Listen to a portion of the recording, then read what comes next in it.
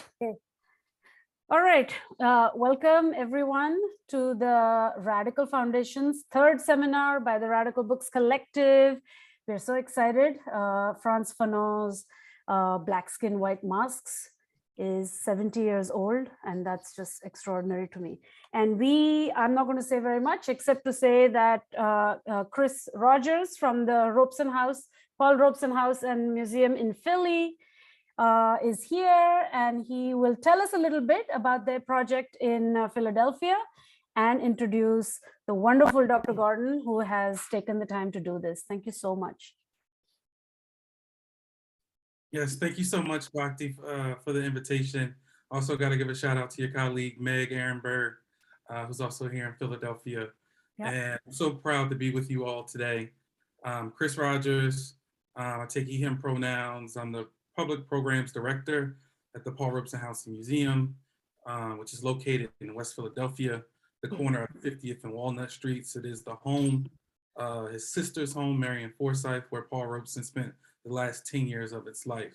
But when you look at Robeson's legacy, his imprint and family, extended family, there's a overwhelming, contribution to Philadelphia all the way from the times of the Revolutionary War. So we cover sort of like the family history up to that moment. We talk about Paul Robeson's life, and we talk about the extended legacy of what it means to be, part and parcel of a tradition of radical Black internationalism.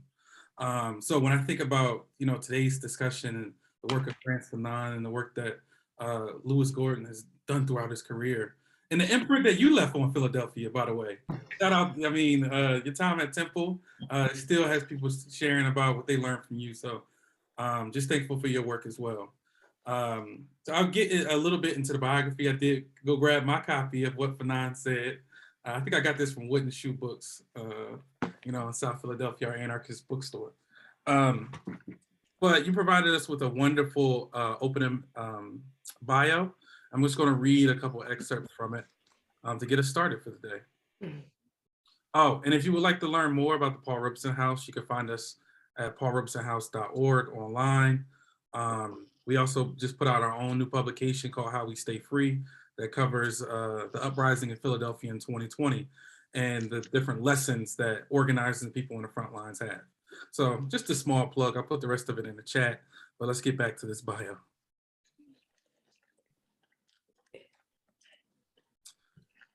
Dr. Lewis R. Gordon is a philosopher, political thinker, educator, and musician, drums, other percussive instruments, and piano, who achieved his Ph.D. in philosophy with distinction from Yale University, and his undergraduate degrees in philosophy and political science with honors, which included Phi Beta Kappa and Pi Sigma Alpha through the Lehman Scholars Program at Lehman College of the City University of New York. As a public intellectual, Gordon has written for a variety of political forums, newspapers, and magazines, has lectured and organized workshops and political meetings across the globe. He is professor and head of the philosophy department at UConn Stores, where he also has affiliations in Judaic studies, Caribbean and Latinx studies, Asian and Asian American studies, women's gender and sexuality studies, and global studies. He is honorary president of the Global Center for Advanced Studies and a former president of the Caribbean Philosophical Association, for which he now serves as his chairperson of awards and global collaborations. And just to lift up a couple, texts from his, I don't know what number you at right now, bro, but is, Fanon and the Crisis of European Man, which came out late 90s. Also, the book, I think it's probably, how many editions of it? What Fanon said. Philosophical introduction to his life and thought. And then also giving a shout out to your new books that's coming out this year or in the past couple of months or so. Freedom, Justice, and Decolonization through Routledge. And then Bhakti's holding up Fear of Black Consciousness from Lewis Gordon, which just came out like just a couple weeks ago. So get your hands on it, be on the lookout for it. But without further ado, I'm ready to step back, listen, study, take notes, and just passing the mic over to Dr. Lewis Gordon. Thanks for being here today. Thank you, Chris. Thank you, Chris. And also thank you to all of you who have joined us. It's a Saturday afternoon. And among you, a few who are Jews is Shabbat, but as we know, we have the mitzvah clause, which means that we can actually, this is connected to education, to life, to love. So we can join each other in this wonderful meeting. So I begin also by not only acknowledging our ancestors, and the reason I always do this, and sometimes if we were in person, you'd probably see me speaking without my shoes on, because that's an act of respect for the ancestors. And without ancestors, of course, we wouldn't be here. And in a way, there's a special value system in speaking about ancestors because we talk about descendants, and they don't have to be exclusively reproductions of ourselves, but life itself descends from life that preceded it. So this is an important value because, as we know, we're living in a world right now where there are people who don't give a damn about ancestors. They don't honor them. And by extension, they don't give a damn about descendants. And when we're in that kind of problem, could you imagine? How do you even talk about the issue of the climate when there are people who say, look, I'm not going to be around. I don't care. They don't care about descendants. So it's very important for us to take that question of embracing what it is for us to become ancestors as well, because implicit in it is responsibility for life to come. I also begin with just simply saying Hotep.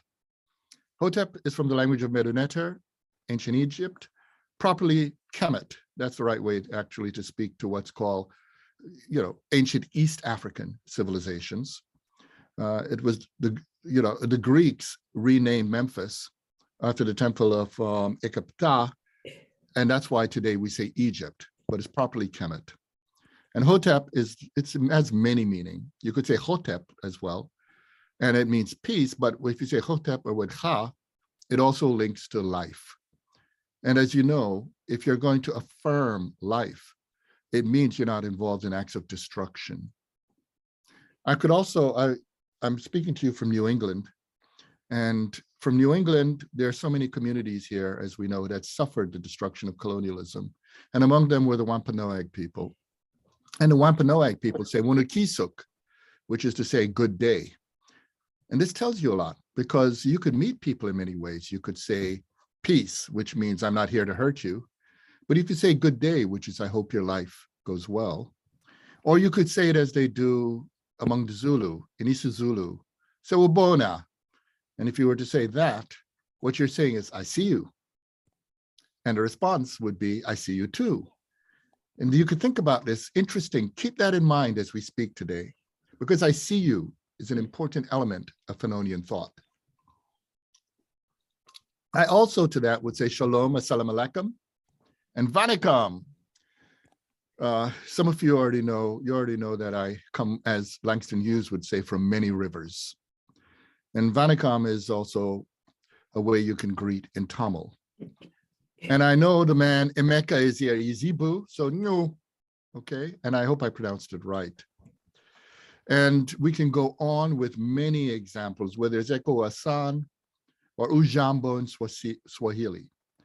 But this is a way of just saying there's so many ways to greet each other. And you have to think about it. Why do we greet each other? And when we greet each other, it's tapped into something in which we're acknowledging something rather profound. So we are gathered in this meeting to begin a conversation on this very important text, Penuamas Blanc. And the hip hop from La Rumeur I was playing is called Penuamas Blanc. This already tells you something. If the young people today in their rhythms and language are just getting to the point to talk about black skin, white mass, it tells you a lot about Fanon's legacy. It also tells you that we have to deal with the fact that Fanon scared the crap out of a lot of people. And to the point where, although we're here in celebration of this revolutionary, of this brilliant young man, he was 36 years old when he died, there are people who still hate him. They cannot forgive him. And they will malign him. They will misrepresent him. And they misrepresent him connected to what the book that Bhakti held up, Fear of Black Consciousness, because fear of Black consciousness is ultimately a fear of truth, a fear of reality. It's a fear of what looks back when a world built upon lies, deception, violence, degradation, etc., have to deal with its history. And that history is, in a nutshell, that their actions are on the wrong side of history. So in a way, Fanon, even the evocation of him, haunts the present because it's a testament to someone who had to stand up and say something wrong occurred. So what I'm going to do in this meeting, because there's so many of you here who are also excellent, brilliant scholars in your own right, I'm going to speak and then we'll speak together, because it won't be in the spirit. Even though we use the term masterclass, this is also where people are actually critics of mastery. We're not saying that you shouldn't be an expert, you shouldn't be excellent. But the idea of pontification, the idea of me being like Moses with the tablets, would belie the very spirit of what this text and Fanon's life was about. What we are co-learners. So I come to you as a person who is involved in lifelong study in many things, and among them, my studies of this beautiful human being, Frantz Fanon. And many of you have joined me and others in this study, which means that although I'm offering my contributions to the conversation, your contributions are valuable, okay? So as I speak, and as we move to the other part of the discussion, please raise your hands, join in, and don't look at it as simply being on the alert for how Lewis responds. Be on the alert for also the questions themselves, because we can learn from them and I can learn from them as well, okay? So this, in the true spirit of a radical book collective, is a community of learning. And this gives me an opportunity to talk also about what I mean by a book. Because a lot of people think a book is a complete closed text, even though it's bound between pages, etc. But that's not how I see a book. I see a book as an invitation to join a conversation about a problem that transcends the book. And that's why when I teach my classes, I always say to my students, nobody has ever really read a book. And especially a philosophical book, but many other kinds, theoretical books, etc. You are reading a book. And I know you all know this. There are books that you say, let me look back at my favorite book. And when you open that book, you say, I didn't notice this. I didn't notice that. And that's because each time you read and you reread, you learn. So books, essays, articles, they are actually ongoing conversations, and you are reading them. You should also bear in mind that published books, written work, they're only fragments of thought. In fact, I think if we were to put all the writing that has ever been produced, it may not even constitute 1% of thought. So we should bear in mind that every text is really a context for thought, for conversation, okay? So I'll begin with talking a little bit about Fanon. Now, many of you know about Fanon's life, so I'm not going to go in details. Because that itself would be an entire session. What I'm going to do is just bring up certain relevant points, and we could, in our conversation, add to them. The first relevant point, of course, and hello, comrades in Martinique, those of you who are here. Bon après-midi, comment ça va? J'espère que, I hope that you're all well. Fanon was born in 1925, July 20th, 1925, in the island of Martinique, same year as El Malik al-Shabazz, whom you all know in this country as Malcolm X. The same year as Patrice Lumumba. What a vintage for a radical books collective, huh? We could, even with jazz, Max Roach. These are all people who are radically transformative It's as if God said, 1925, I think I'll create revolutionaries. So here we are in a situation where this Fanon was born on this island of Martinique, a family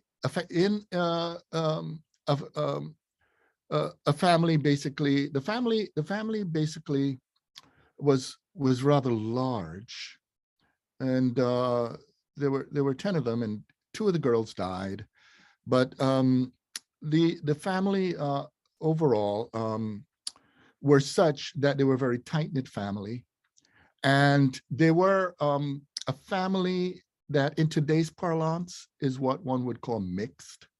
But the thing about it's complicated with that is the way people talk about mixed in the US is not like the way it is in the Caribbean and a lot of other parts of the world. For instance, it was weird to me when I first came to the US and people would talk about, my half brother, my half sister, and that stuff. I don't know what that is. Your brother's your brother's, your sister's your sister. And cousins were even more like siblings. We'd grow up together. When my cousins die, I go through the wrenching suffering the way I do if it was my brother, my sister. That's how close we were. And the Fanon family was very similar. Though in the Caribbean context, there were also the complexities of colonialism and the imposition of racial dynamics there, in which, for instance, people would talk about their, say, Alsatian father, which Fanon's mother's, this is Fanon's mother's background, but his father's background was also, in today's parlance, Afro-East Indian. And part of the complexity of the Caribbean, as we know, is that in plantation society, it mashed together people from all over the colonies. My own story is very similar. It marks from Ethiopia to Jerusalem, from Palestine to Pondicherry, India, to Guangdong, China, even, to Liberia, to Shannon, Ireland, etc. This is the reality of Caribbean life. Now, one of the things too was Fanon's father worked in customs. And I always crack up about this because there are people who misrepresent Fanon's family a lot.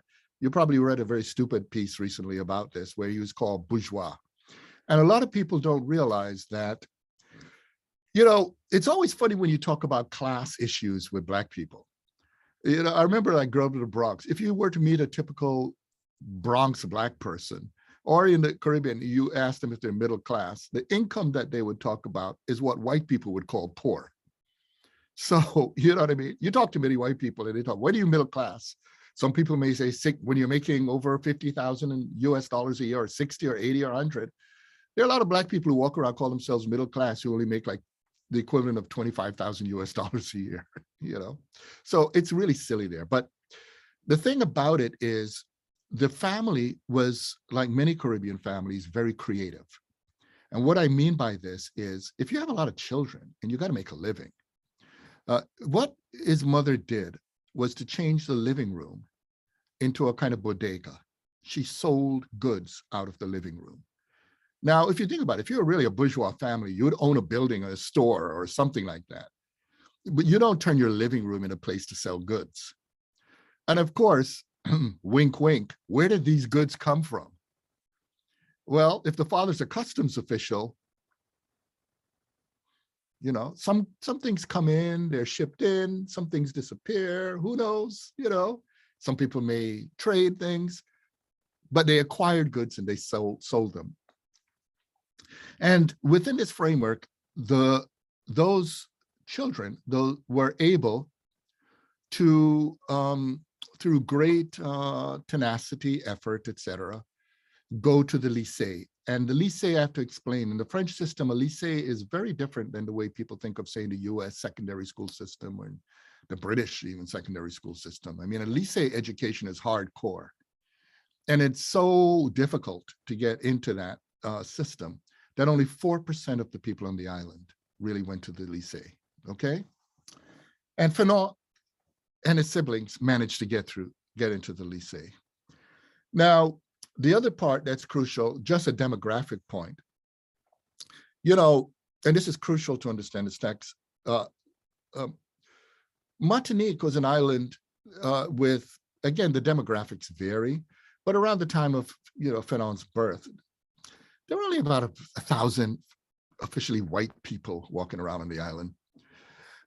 There were, you know, a few 100,000 what they call Black people, or, you know, the French term was pejorative, you know, les nègres. And, but there were about 80,000 mulattoes. And since there were only 200 white women, there were a lot of white men who were fathering just a lot of children. And so the island's demographics really played a role in a lot of the island consciousness. Now, again, I'm just bringing these elements up to frame the context. There's a lot more I could talk about.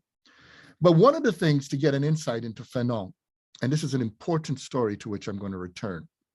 When he was 14 years old, he was a kid, but before he was 14, he was a kid who was known as being very, very smart, and at the same time a trickster. And in fact, the nickname for Fanon among his crew was Bergson.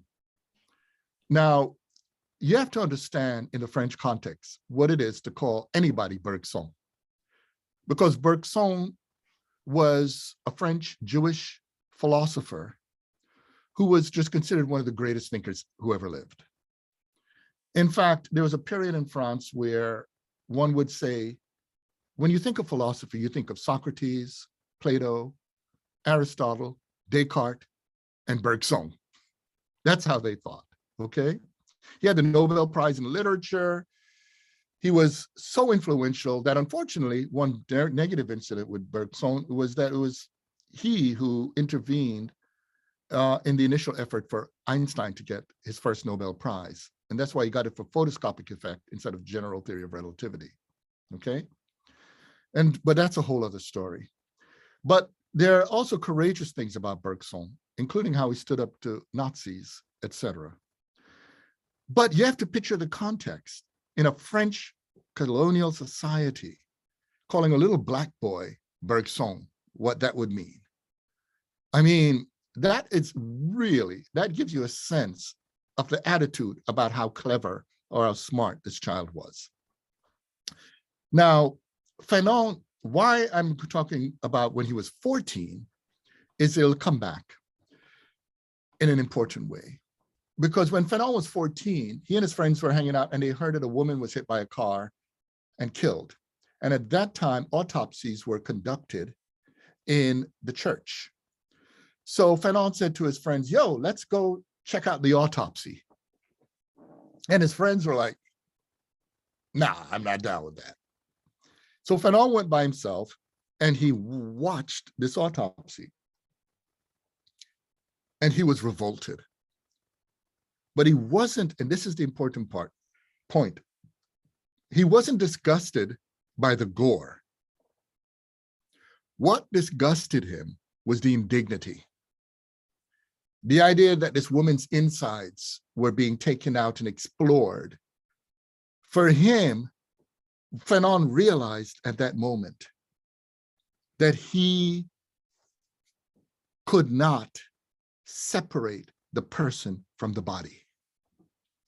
And this is something really crucial. There is a scholar by the name of Michelle Switzer who writes on languages. And she's a philosopher, but she writes on the importance of understanding verb-based languages. And although we read Fanon today in French, Fanon spoke Creole. And Creole is the African mixture with a variety of other languages. And it was a very verb-based language. And in verb-based languages, and this is really crucial, people are not things. You see, if you look even at the English language as an example, the pre-colonial English language or early Anglo-Saxon was more verb-based. And so a human being was in the active participle, an activity, you see, not a thing. However, when colonialism happens, colonial languages tend to acquire more noun-based structures because they're acquiring property. So that when you're turning living, creative realities into property, to make them into things is to degrade, to dehumanize them.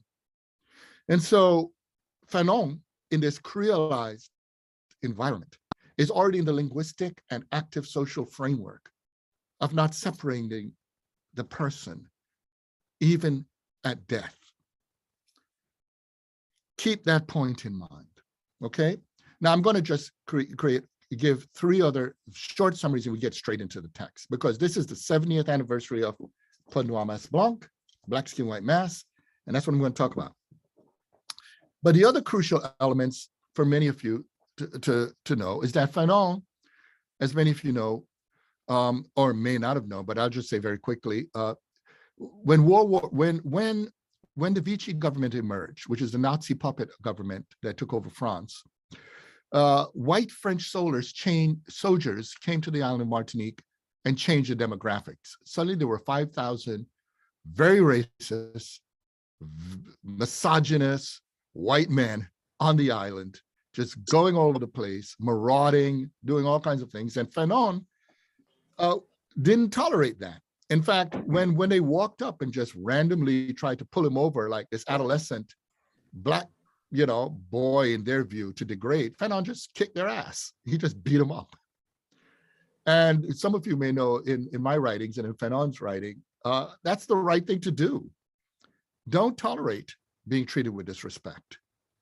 So Fanon, in a nutshell, and this is one of the reasons to this day there's an effort to degrade him, Fanon was not afraid of white people. Just that simple. Fanon escaped the island of Martinique. He fought in World War II, twice decorated with honor. When he returned, his father was dead.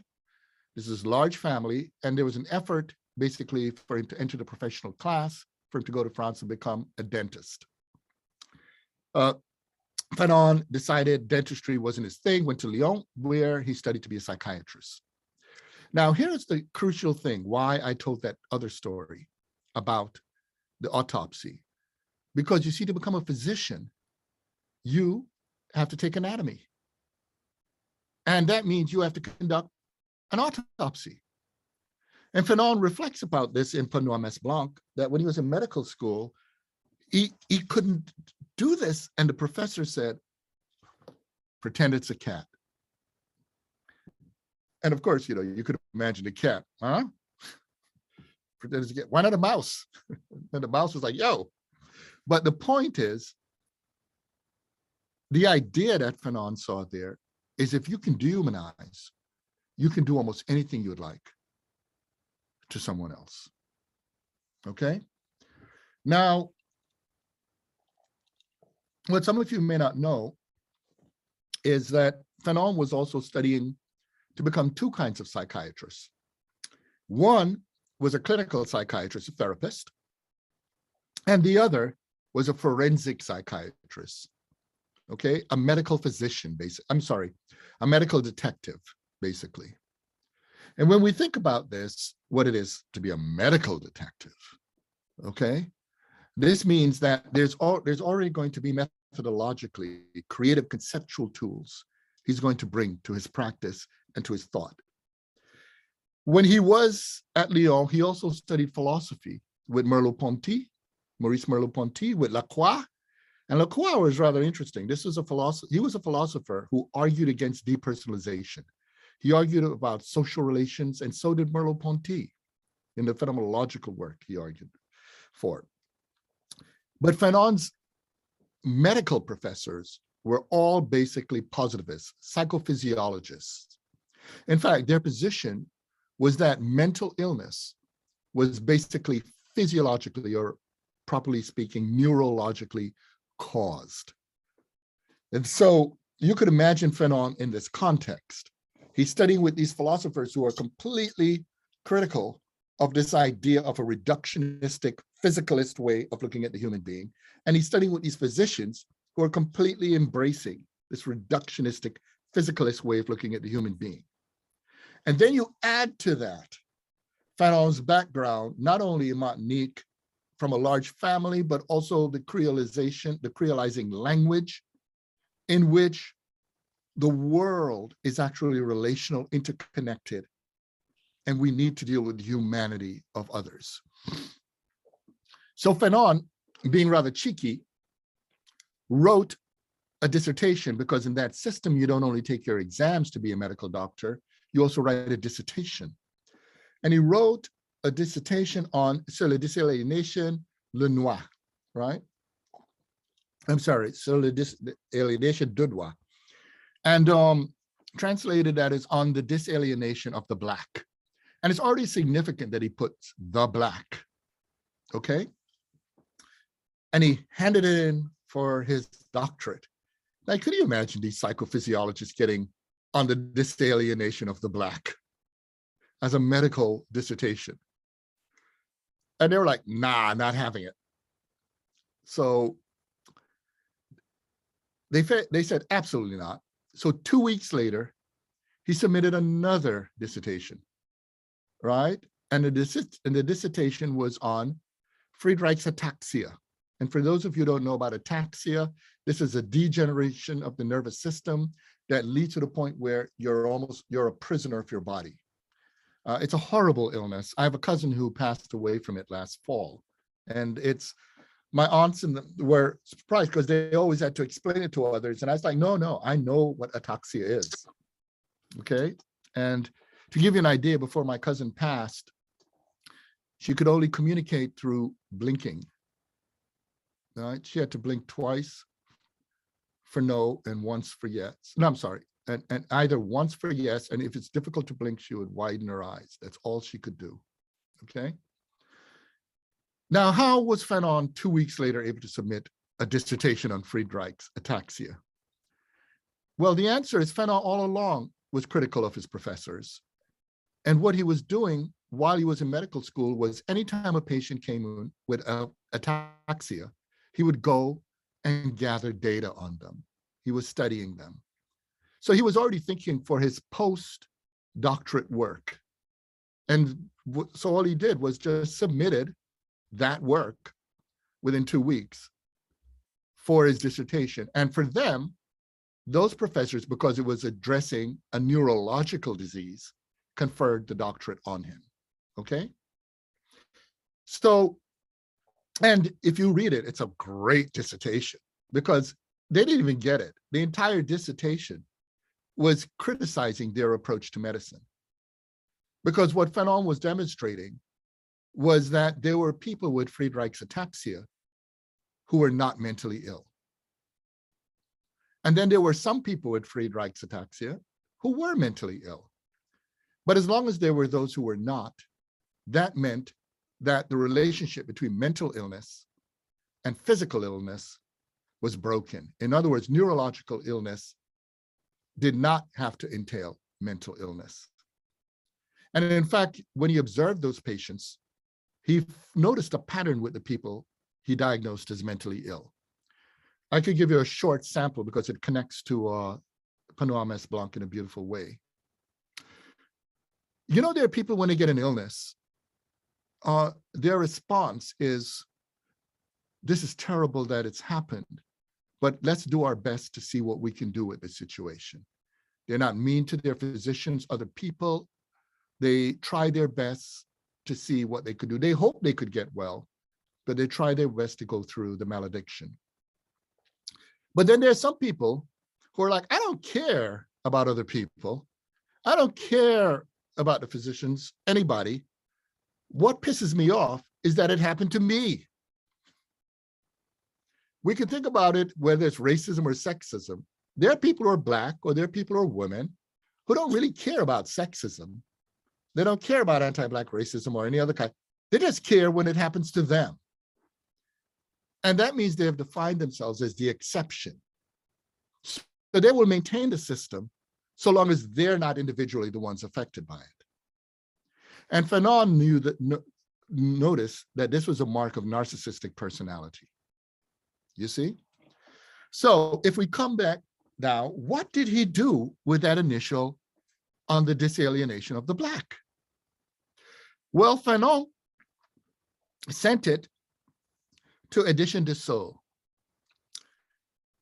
And when he sent it to Edition de Soul, he received a letter from Francis Janson. And Francis Janson, if you'd like to know, was a protege of Jean-Paul Sartre, the famous existential philosopher. And so Francis Janson sent Fanon a letter that Edition de Sceaux would like to publish on the disalienation of the Black. And as you know, in those days, you went and you'd meet with the editor, the publisher, and discuss the book. And, it's so sad that a lot of that isn't done except with some presses today. It was so cool, for instance, in my recent book, to just go and sit down and have a conversation with the editor, talk through. He read, and we planned, and along the way, all the editors I work with, they know my book intimately. So this is the way people used to publish. So Francis Janson invited him to his office. Fanon showed up to his office, and Francis Janson said, "Hey, I love the book. It's great. Let's sit down and talk, blah, blah, blah." And Fanon said, "You mean it's not bad as a book written by a negro, huh?" And Janson paused, and he got up, opened the door, and said, "Get out of my office." And then Fanon smiled, and he said, "I can work with you." Because Fanon, just as he stood up to those French sailors, and remember, he's a twice decorated war veteran, he went through all kinds of indignities around race. Fanon, throughout his life, refused to be patronized. He didn't want to be exoticized as a Black writer. He wanted to work with an editor who could stand up to him and give him real feedback. And so they started working together. And they sat down, and then at a certain point, Francis Janson said, "I love the book. We have these great ideas, but I got to tell you, I think it needs a better title." Fanon said, "Well, what do you recommend?" And it was Francis Janson who said, "Peau noire masse blanche," black skin, white mass. So this French Jewish radical is the person who actually gave it the title, Black Skin, White Mask. And so Black Skin, White Mask was published in 1952, which is why we're celebrating now in 2022. Just very briefly, Fanon did briefly go back to the island of Martinique. And just as to give you a little context, just a little more context, I get into text. When he went back to Martinique, he worked as the island's medical examiner. Now, really think about this. Remember, I told you that he was absolutely sickened by the idea of conducting autopsies. So he took the idea that he took this job as the island's medical examiner already tells you this is really bizarre. This is really complicated. So it's pretty, but one of the things, and some of you are therapists in the room, and I was speaking earlier around this issue. One of the things in therapy is that therapists seek therapy. Therapists are people who actually take on their issues. And so it's pretty clear that Fanon was not only going through self-therapy, because remember, he was also reading psychoanalysis, and he was in a context as a very, very complex situation as a physician, but he was also actively facing this issue of his relationship to cadavers. Okay? Well, he came across a case of a woman who was killed and buried, blah, blah, blah. I mean, not killed. She was buried. Things didn't look right. So Fanon had her exhumed and conducted an autopsy. And he determined that she died from what in today's language is domestic violence. He went to the authorities because he concluded it was the husband. And nobody would budge. Nobody would do anything about it. And this is one of the reasons, among many others, that Fanon left Martinique and went on to become study for a chef de service, which would entitle him to be the head of psychiatric facilities and a higher official to intervene on these kinds of issues. I bring it up mainly because when we talk about Fanon and we talk about violence, a lot of people are stuck with the categories of guerrilla warfare, military, revolutionary violence, but they don't realize that violence was an issue for Fanon throughout his life. For Fanon, colonialism is violence. And but Fanon's response to violence included domestic violence. This is what I'm trying to bring up. So there are some people who would try to characterize him in such a way, because as you know, if you want to demonize Black thinkers, particularly, especially if they're Black male thinkers, the easiest thing to do is to put them in the framework of violent, sexist, hyper-masculine stuff. But his life was actually something that's already, the portrait I'm giving you is of somebody who was motivated about dealing with violence, regardless of where it was located, okay? And for Fanon, like Biko, Steve Biko, those who remain silent to violence are complicit with it. So for Fanon, you have to intervene, and you have to take seriously when you intervene, you are going to be called violent. He was the troublemaker for intervening in that domestic violence situation. Throughout his life, he's the troublemaker. He is the violent one, supposedly, for intervening in violent situations to stop them, okay? So let's go to Benoît Maisblanc then, okay? Well, you may ask, why would a medical student write a book like this? See, we're reading the book, that was published after he was a physician, but it was written, most of it, while he was a student. Well, while he was an intern, Fanon, and we know this because he also wrote the North African syndrome around this issue. Fanon noticed that there would be people of color who would come to him for consultation, whether they're Black or Arab, whatever category, just not white. And he noticed that, if you are going to interview someone as a therapist, you ask them what's going on. You talk with them. You don't presume they're mentally ill, because as we remember, Fanon is already being critical of how, under colonial conditions, mental illness is diagnosed, okay?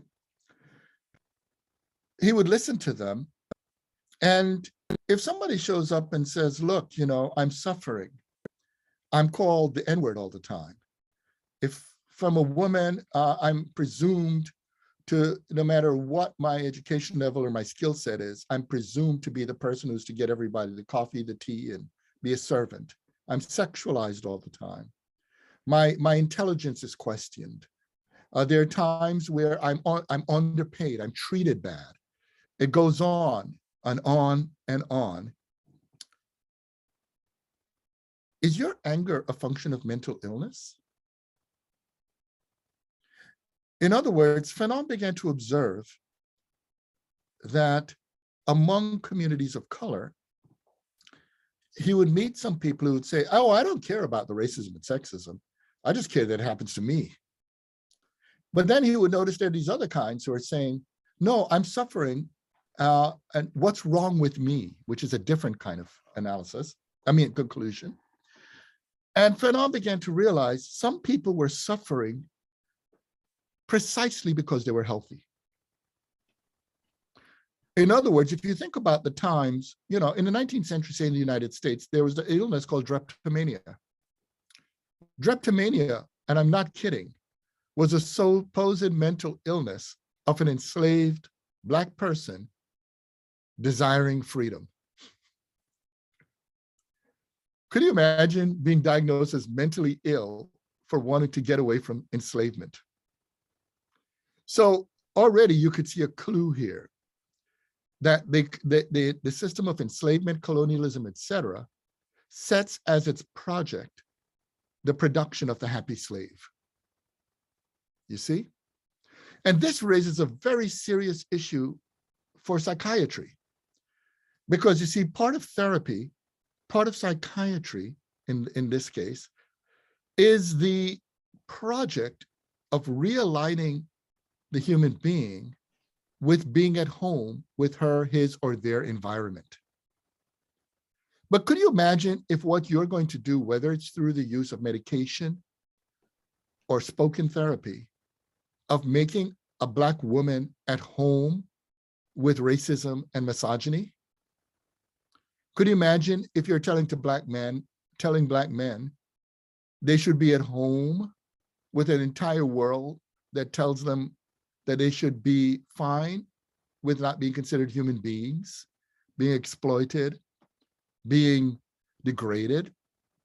And so this leads to a deeper problem. And this deeper problem is a problem of human science. Because you see, for a human science to work, you need to have a category of what would be a standard of a normal human being. But if under colonial conditions, the conception of normality is going to be such that it is already embedded in colonial productions of what it is to be a human, then ultimately it means that the human science is complicit with the project of colonization, enslavement, misogyny, etc. Now, you may notice that although people think about Panorama Blanc in terms of race, you notice I keep bringing up gender. And the reason I do this is because if you read the book carefully, it's a critique of the disaggregation of race and gender. Because ultimately, a society, the conception of the human being that's imposed from Euromodern colonialism on populations had as its grammar book a conception of the non-human within the human world as fundamentally female. If you read Aristotle's On the Generation of Animals, which affected the writings of St. Thomas Aquinas, you would find that in the initial project of Euromodern colonial philosophical anthropology was premised on a binary of the masculine and the feminine. And thus, entire groups of people were being constructed as feminine and consequently outside of the normative framework of the human as normatively masculine. And what began to create a shift is that this created a problem once race comes in, because it means internal to the people who are considered fundamentally masculine, race became tagged into the category of the feminized, which meant that race in the Euromodern construction began to produce a new kind of category of female. And that new kind of category of female it required the idea then that if to be fully developed was to be white, then it meant that a white woman was a new category. She became the twin model of whiteness as fully developed humanness. You see? And so within that framework, the production of the non-white was actually being put into the grammar of the binary of the masculine and the feminine. And this is one of the reasons why analyses that attempt to look at race exclusively on its own, without talking about gender, or to talk about Euromodern gender exclusively on its own without race, fail. Now, if we come back then to Panorama Blanc, Fanon, this is the problematic at first, but then there's more. And to understand the more, you begin with the introduction. Because many of you have read the opening of the book, and it has beautiful, beautiful phrases. The book is like a long poem. And this is really crucial, because you see, the way theoretical books, the way philosophical books, the way scientific books were being written, a lot of them took on in their grammar and their style and their presentation the colonial organization of knowledge. In a colonial world, knowledge producers were also civil servants complicit with the production of colonization. And that's why a kind of writing that looks like government manuals began to affect science and affect philosophy. Today, what's expected for a philosophy book is for it to be a boring looking text that looks like it was written by a bureaucrat. So Fanon, in order to challenge that colonization, it means he had to do so not simply at the level of assertion, of what he's talking about, but at the level of how he talks about it. In other words, at the level of writing. And it's not only Fanon did this. If many of you who are literary scholars, if you look at carefully at, say, W.B. Du Bois's The Souls of Black Folk as a work of literature, would immediately know the difference between how he wrote that and the way most people expect a social scientist to write a book. And it's not just with Du Bois. You can see, oh, somebody has to turn off the mic. Somebody. Yeah, but also with Anthony Fermat, there are many others where you see this, okay? So within what we could call, for now, the Black radical tradition. But it's not only, the reason I have to say for now, because I see it among also what today we call East Indian writers. I say today call because of how the British Empire and the French Empire affected the Indus Valley. But if you look at a lot of global Southern writing, it's not simply about what they were arguing, but how they do it.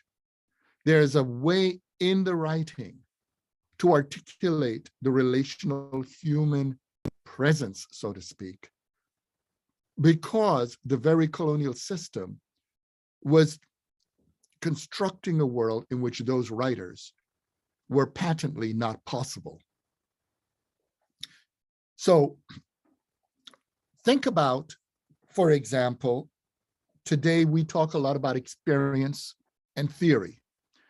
But, you know, you may notice if in the moment you say anything Black, a lot of people say the word experience. If you go look at college catalogs or university catalogs, the moment you see things are listed Black, they often say the Black experience. But there's a problem when we lock Blackness into experience. And this is something that was faced with gender. A lot of people talk about gender experience as well. And the problem is, if you stay in experience alone, you will encounter the problem of the experience of trying to figure out your experience. And what you all know when you have an experience of trying to figure out your experience, everybody who's trying to figure out their experience go to somebody else to talk about what they're trying to figure out.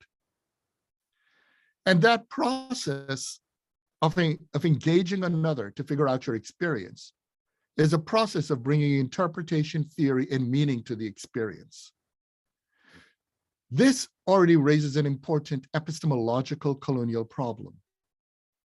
Because if to bring a theory or meaning to your experience, you exclusively look at, say, white thinkers or white theorists, or if you're in the case of many women, exclusively male theorists, what you don't realize you're doing is you're not asking how did they bring theory to their experience? And that means that the theoretical framework of their experience ultimately means that that theoretical framework you bring to your experience means that you're ultimately making their experience function fundamentally as a greater legitimate experience than your own.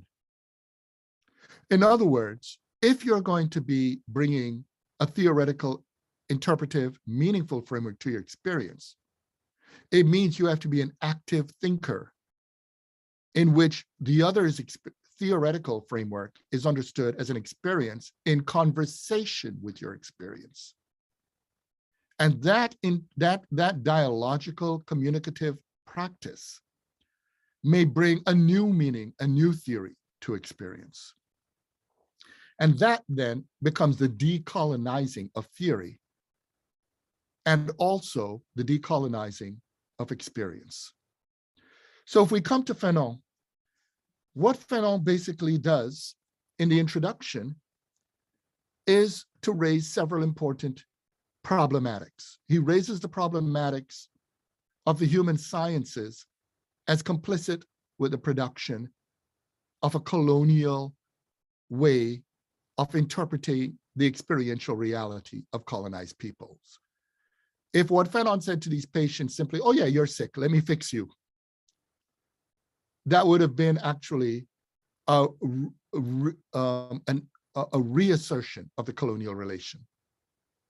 What Fanon had to do was to listen. And within that framework, realize that perhaps what this person needs to understand is that a society that makes them into problems to be fixed in the form of being happy with their degradation is itself a sick society. And as a consequence, for those clients, he didn't call those people patients, he called them clients, his counsel was to become politically active. In other words, they were suffering because of an experience of a lack of agency. And if they're active in fighting to transform their situation, even if they don't individually change the world, what they have individually changed is their relationship to the world. And that relationship is one of self-respect. So, several important things from the introduction. In the introduction, he pointed out that the question to ask, and again, unfortunately, because of many English translation, you see in French, color is actually in the feminine, right? La couleur. But if you're talking about an abstract noun, you use the masculine, and that's why it's le noir. But unfortunately, people translate it as the black man. Fanon doesn't mean the black man. When he means a male, he will say Jean, he will use the terms for male, just like with females, he would say femme. The correct translation is the black, end of story. It's a semiological signifier. So that section that's famously in the introduction said, what does the black man want? That's a terrible translation. It should be, what does the black want? That's why in my book, Fear of Black Consciousness, I ask, what does the white want? Because when you think about what does the white want, you think about it very differently, right? That's an abstract category than if you are a white woman, a white man, a gay white person, or this, blah, blah, blah, blah, blah, right? But the whole point about it is in a society that structures Blacks as pure externality, Blacks can't want anything because Blacks supposedly lack a point of view. So the very framing of the question of what does the Black want already disrupts the economy of science that collapses the Black into a thing. Fanon goes even further, and again, a lot of people have made a big to-do about the zone of non-being and so forth, but Fanon uses the term infern, right, which refers to like inferno. And there's a lot of Dante-esque moves in the text. But what Fanon is hinting at is that what colonialism has done is to construct a form of being called the white, because white supremacy is to create a being and to put onto human reality the model of being as the legitimating model. But anybody who studies existentialism knows that the word being in human being is not properly a thing. It's an active present participle, like those verbs I talked about earlier. So to be human is actually an ongoing relationship to reality that's intersubjective, social, and communicative. So in a way, the very construction of white being is a colonial lie. But to construct the white as being then means that now the Black, as the boys would say, would become a problem. The Black is the problem of a lack of being. And that's why Fanon says the zone of non-being. But if you're a lack of being, and it turns out that existence is to stand out from being, then ironically, the problem with the Black is that the Black is a human being. Do you see where I'm getting at? And that's why Fanon says in Pour Noir Mas Blanc that the problem with colonialism is that it has killed humanity. Its project is misanthropic. Its project is to set up as the standard of being supposedly human, being a god, which is something not human. Fanon also then says that we need to understand that if we're going to work within the reality of what is human, we have to understand that that reality is a realm of meaning. And that's why he declares outright, you need a psychoanalytical explanation. Because psychoanalysis looks at the relations of meaning also beneath meaning. But then he says, and he erroneously ascribes it to Nietzsche, that the tragedy of being a human being is that we were once a child. It's not Nietzsche who says that. It's actually Simone de Beauvoir. And she says this through her analysis of Descartes, René Descartes, okay? And what that is about in her analysis is that there's a paradox of being a human being. Every one of us on the screen was born with the designation human. But then we spend the rest of our life trying to become a human being. That's the insight, you see? In other words, we are developmental creatures. And so our struggle, and why Simone de Beauvoir says this, if you read The Ethics of Ambiguity, she points out that children are born into a world in which parents are seen as gods. It's a Manichaean world. They're perfect. They got it right and wrong. They know what's right, what's wrong. But the reason we have such tumult in our adolescent years is because we are realizing our parents are not gods. And that all of these things that we had suffered through, etc., our parents are still suffering through it because they're struggling like us to figure out what the hell is the right thing to do and what's the wrong thing to do. And we're pissed off because we felt safer when we thought our parents had all the answers. And now we realize that the answers require we have the responsibility of finding the answers as well. And some people can't take it. And so there's a paradox. We love our parents, but we hate them as well. Because what we wanted from them is the safety of them protecting us with that supposed perfect knowledge. That's what was Beauvoir's insight. And so Fanon builds on that because he looks at the issue of the human being through what's called phylogeny and ontogeny, the individualized human being and the species form. And he outright declares that we need to remember that there's also sociogeny, the categories of meaning produced by a social world.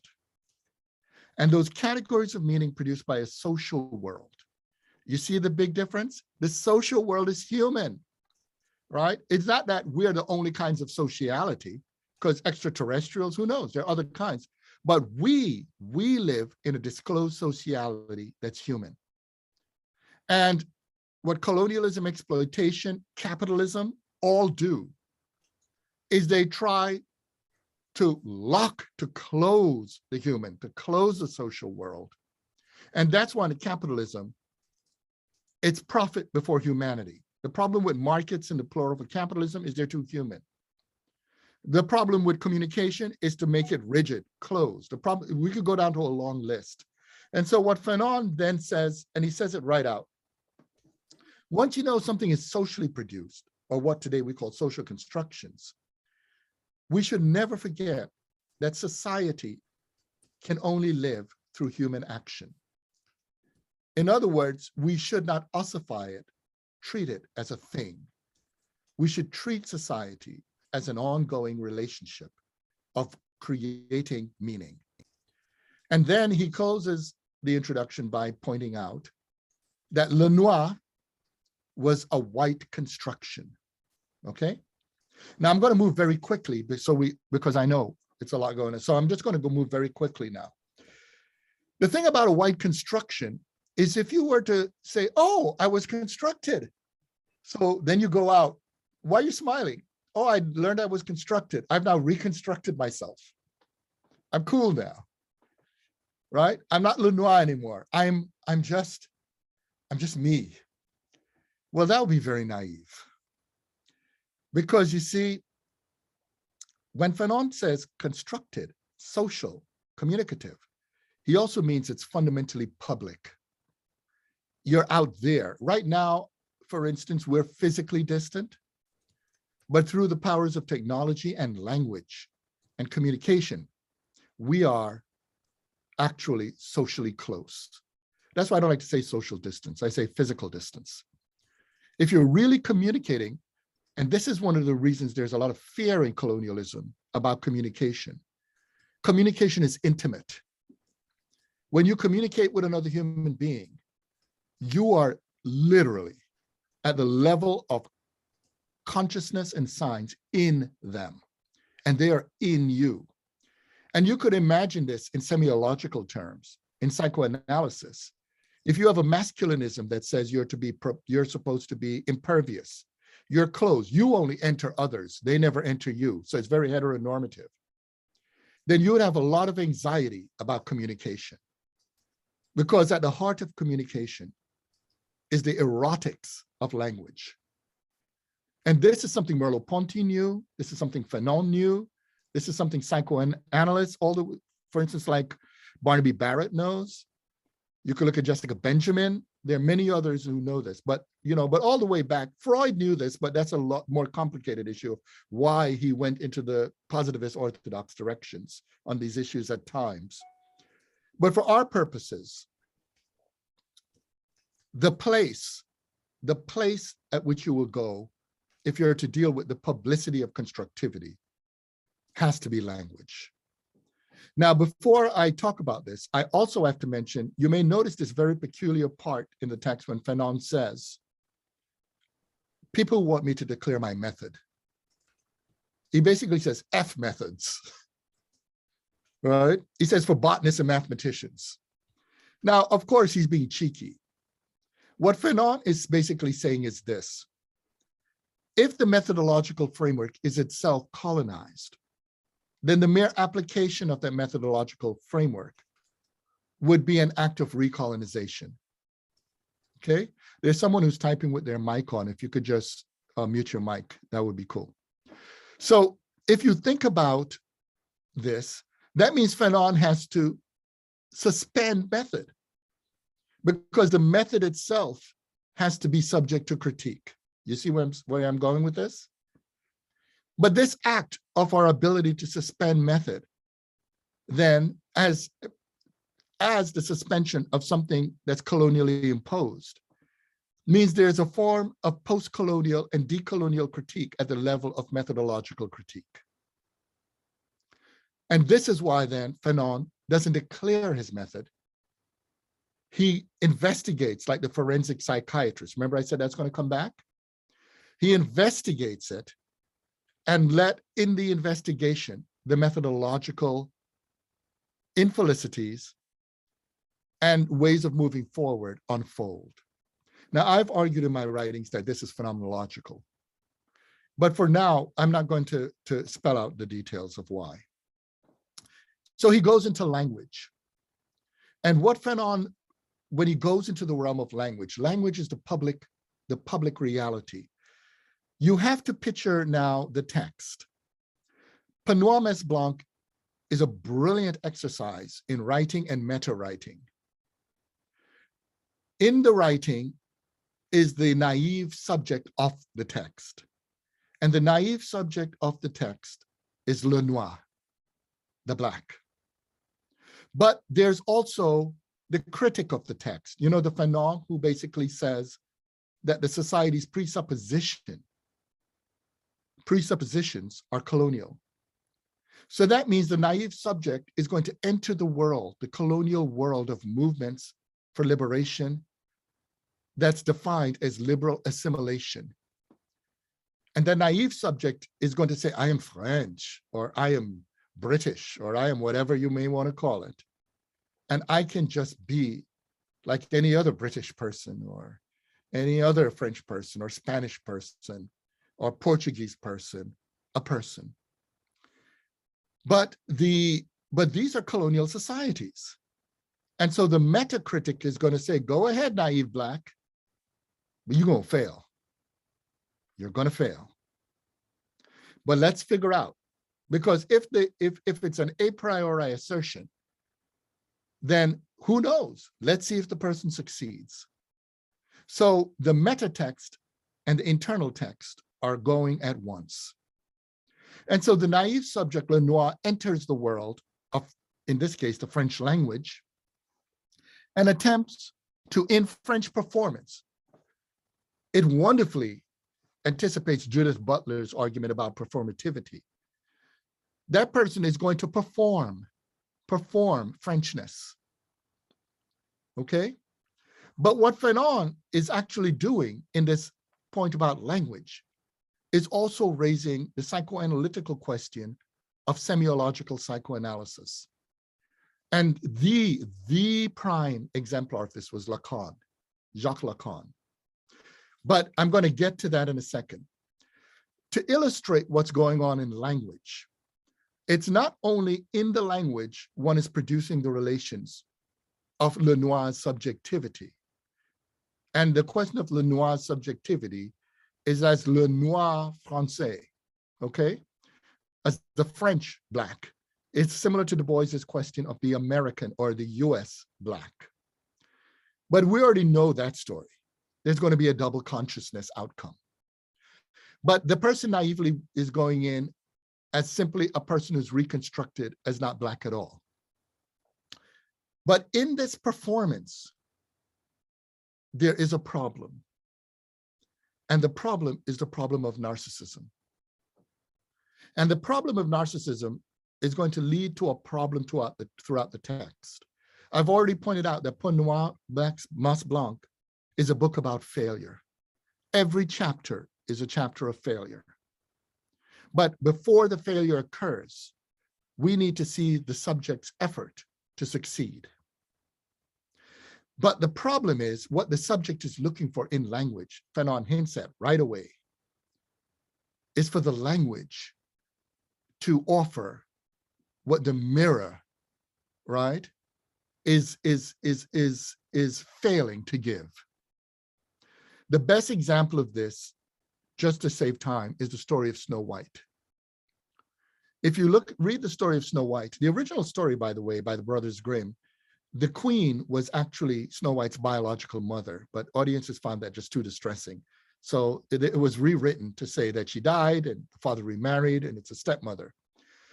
But to get to the point, the queen looks into the mirror and she asks the mirror, who is the fairest of them all? And the mirror answers.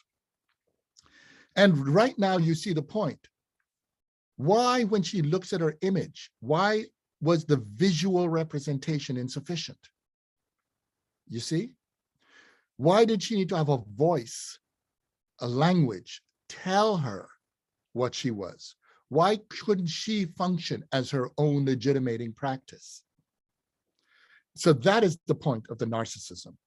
The narcissism, and here's the thing, when the mirror finally told her one day that she was not the fairest of them all, she attempted to break the mirror through killing Snow White.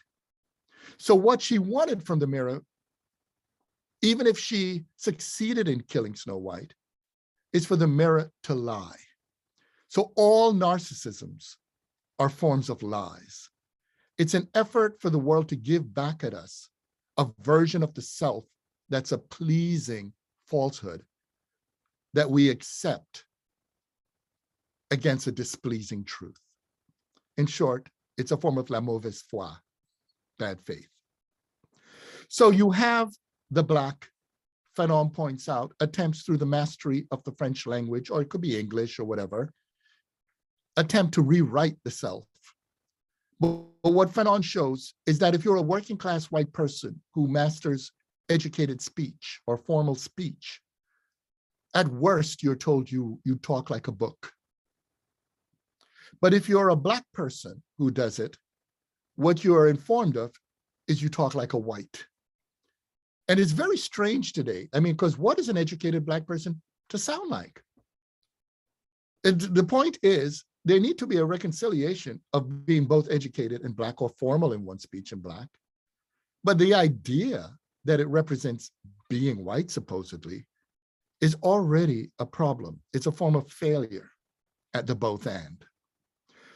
Now, the brutality, and he gives many examples, but I'm going to skip them to get to the point here. If you imagine going out into a sandbox as a kid, which is the public's world, and you're beaten up, what do? What you do is you run home to your parents and cry, I got beaten up. You're running home to the arms of love. And if you go to the arms of love, the love of your parents affirm you as valuable. So that's why Fanon, in demonstrating the failure of language, now gets into the realm of love. And that's why what succeeds language are two chapters about love, but they're not love in the more complex sense of the affirmation of value as a human being. What happens is the colonization of language moves to the colonization of erotic life, sexual life, and love. A lot of people, when they read the chapter on the woman of color and the white man, the man of color and the white woman, they think those chapters are about interracial relationships. They're not. But Fanon teases people in because he's writing in a racist society where people look at interracial relationships as transgressions and as acts of forbidden love, so to speak. But when he gets into that chapter, what he does, if we go back to the Snow White example, is this. You see, what Lacan, the chapters are really about Lacanian psychoanalysis. And what Lacanian psychoanalysis argues is that a patriarchal, heteronormative framework, a woman is a woman by virtue of needing legitimacy from a man. And the legitimacy that the man offers is in the realm of language, in which he gives her the words of love. So in the Snow White example, the queen's relationship to the mirror was a reenactment of the Lacanian structure of masculinity, the symbiotic relationship between masculinity and femininity. The sexual difference, so to speak, is in a man becoming a man by virtue of his ability to give the words of legitimacy to a woman. You see? And in fact, for many years, when many people would read the story of Little Snow White, the voice they would hear in their head that would talk to the queen was the voice of a man. In fact, it took a lot of feminist political activism and practice for us to be in the world today where when I ask many audiences, what is the voice you hear of the mirror? For some people to say it's a female voice. In the past, people only heard a male voice, you see? So we come to the Lacanian psychoanalysis, and we have Mea Capacia. And although a lot of people have made a lot of to-do about that chapter, it's a lot more complicated than people realize because it's actually a nom de plume, right? A pen name, okay? Her actual name was Lucette Serenos Combet, okay? And there were also ghostwriters working with her on that text. But this is not about Mea Capacia, right? Or Combet. This is about Fanon. But the text basically has a woman of color who needs to be loved by a white man, but not just any white man, a white man who is incapable of loving women of color. So the logic of that love is that if he can love her, she's an exception. It means that she must not really be Black. You see what I'm saying? And so what she wants from him are not words of love in the classic structure of the Lacanian male-female relationship. She wants from him words of whiteness. In other words, she needs him to be incapable of loving a Black woman or a mulatta in this case, which means that if he does love her, then the logical conclusion is that she's not really of color. That is a reproduction of the lying mirror. Now, someone could look at that analysis and say, yeah, but he's still a male and she's still a female. So Lacan is not challenged. You see? So that means if Fanon is going to argue that there's a sociogenetic intervention, that colonialism and racism are at work, he must now go to an example of a man of color and a white woman. So he goes to Jacques Morin or in this case, this autobiographical fiction, Jean Venus. So you have a Black man who loves a white woman, and at that moment, you have the Lacanian stuff intact. Here are my words of love, baby. Give me your words. The woman, the white woman in this place says, give me your words. Tell me you love me. Instead, he dumps her. He writes a letter, and this is cold-blooded, isn't it? I mean, doesn't meet her, doesn't talk to her, writes a letter, right? It's like getting an email that you're dumped. But it's even worse. He doesn't send the letter to her. He sends a letter to her white brother, right? A white man. And the white man sends a letter to Jean Venus. So a white man sends a letter to a Black man. And in the letter, he tells the Black man, what are you talking about? You're not like other Blacks. In fact, you're not even really Black. You're just extremely brown. And you could read it in the text, read the passage. And he says, you are really a white man. And since a white man could only love a white woman, then you can be with André Mariel and go to her and be with her. You see Fanon's point. That letter duplicates those words in the Snow White example. Because what Jean Venus did psychoanalytically was to secure a letter from a white man, literally certification that he's not really a Black man. Colonialism now, psychoanalysis, semiological psychoanalysis will have to explain what the hell is Jean Venus? Because he needed words of whiteness the same as Mayer Capettia. And a lot of people miss this as they attack Fanon for misogyny and all this. Fanon's point is you could only explain this through something extraneous to the reductive psychoanalytical moment. And that explanation is that colonialism and racism intervened. That ultimately, that society was telling both Mayer Capettia and Jean Venus that they were not valuable beings. You see? And so Fanon from there looks at Manoni, where he looks at the level of dream life. Because think about it. If when you go for love and love fails, if language fails, love fails, you move even further. You see the movement from outdoors to indoors. Where else can you now go? Well, you go inside even more, into your mind, into consciousness and mind. And so at the level of psychoanalysis and the level of dream life, you're imploding. You're going into now the world of dreams. In other words, you're trying to escape. And what Fanon points out that is the problem with Manoni is that when he looks at the dream life of the Malagasy, when Fanon does, the things that Manoni were looking at as symbolic, Fanon argued were not symbolic at all. They were actual nightmares of the brutality, the violence of colonialism. The gun in those dreams were not symbolic of a penis. They were symbolic, they were literally guns. The people were afraid, literally. In other words, what colonialism is doing is an ongoing violence, even at the level of inner life. So Fanon then retells the story, and this is the point where he does autoethnography. The 5th chapter, properly translated, is L'expérience vécue de Noir, should be the lived experience of the Black. And what he does in that chapter is through himself, he begins with Tiana Negre, a little white boy on a train, saying, look, you know, the Negre. I rather just say Negre because it's ambiguous in French.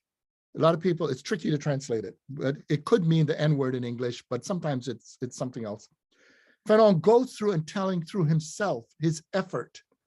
He retells, it's repetition. He retells the book up to that point. And it's very important to understand this act of repetition. It's a blues act. When you listen to blues music, blues repeats the performance. And each repetition tells a story in greater depth. The repetition now with the author, Fanon, now he is Lenoir. Each movement in that chapter tells failure. The first movement is when he was frozen and he insulted the white woman who said, look at the handsome negre, and he basically says, F the handsome negre, madam. That's a dangerous thing to do. And, for a black man to just insult a white woman in a public space. He said he could laugh. Humor releases you. There's a whole world of racial humor by people in that racial category that I talk about in a lot of my writings. But to save time, the point is he says he can move when he insulted this woman. But then he begins to reflect on this world constructed where he brings up Yabong Bananya. And if you look at Yabong Bananya, this was a Senegalese soldier that was used to sell banana cocoa flour cereal. And it's funny too, because they gave him blue eyes. But the thing about Bong Bananya, there's a distortion of language to construct this kind of weird notion of what it is to be a black person. But then after seeing the failure there, Fanon then goes into negritude. And he looks at Senghorian negritude. And when he looks at Senghorian negritude, where supposedly the white is one way, it's a little distortion of Senghor, because Senghor argues exactly what Fanon was arguing, that colonialism constructs the white as a kind of thing that's not really a human being. And that's why there's this notion of whiteness with pure rationality. But every white person knows that no white person is pure rationality.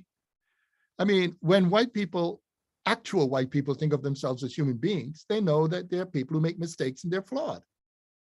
So this construction of pure rationality is a lie. But it makes the black construct another lie, that if whites are pure rationality, blacks will be pure irrationality. And so we have the stereotype of the white who can't dance, though there are a lot of white people who can't dance, but then versus black people who can dance. But again, there are a lot of black people who can't dance. It's a sorry thing to see, because in the black world, we prize dancing so much. And when you meet a black person who can't dance, boy, you should see how black people look at that person like, what's wrong? Can't dance. But of course, these are stereotypes. And as Fanon looks at this binary, Fanon then talks about his encounter with Jean-Paul Sartre in L'Orphée Noir, Black Orpheus. And Black Orpheus takes this rigid logic to its conclusion of white positivity, black negativity, and actually argues a dialectic where he actually argues erroneously that it will be absorbed into the purity of a universal working class struggle. But Fanon argued that when he read that, he was robbed of his last chance and saw himself in a situation in which Sartre's failure to understand that true dialectics doesn't have a pre-given outcome.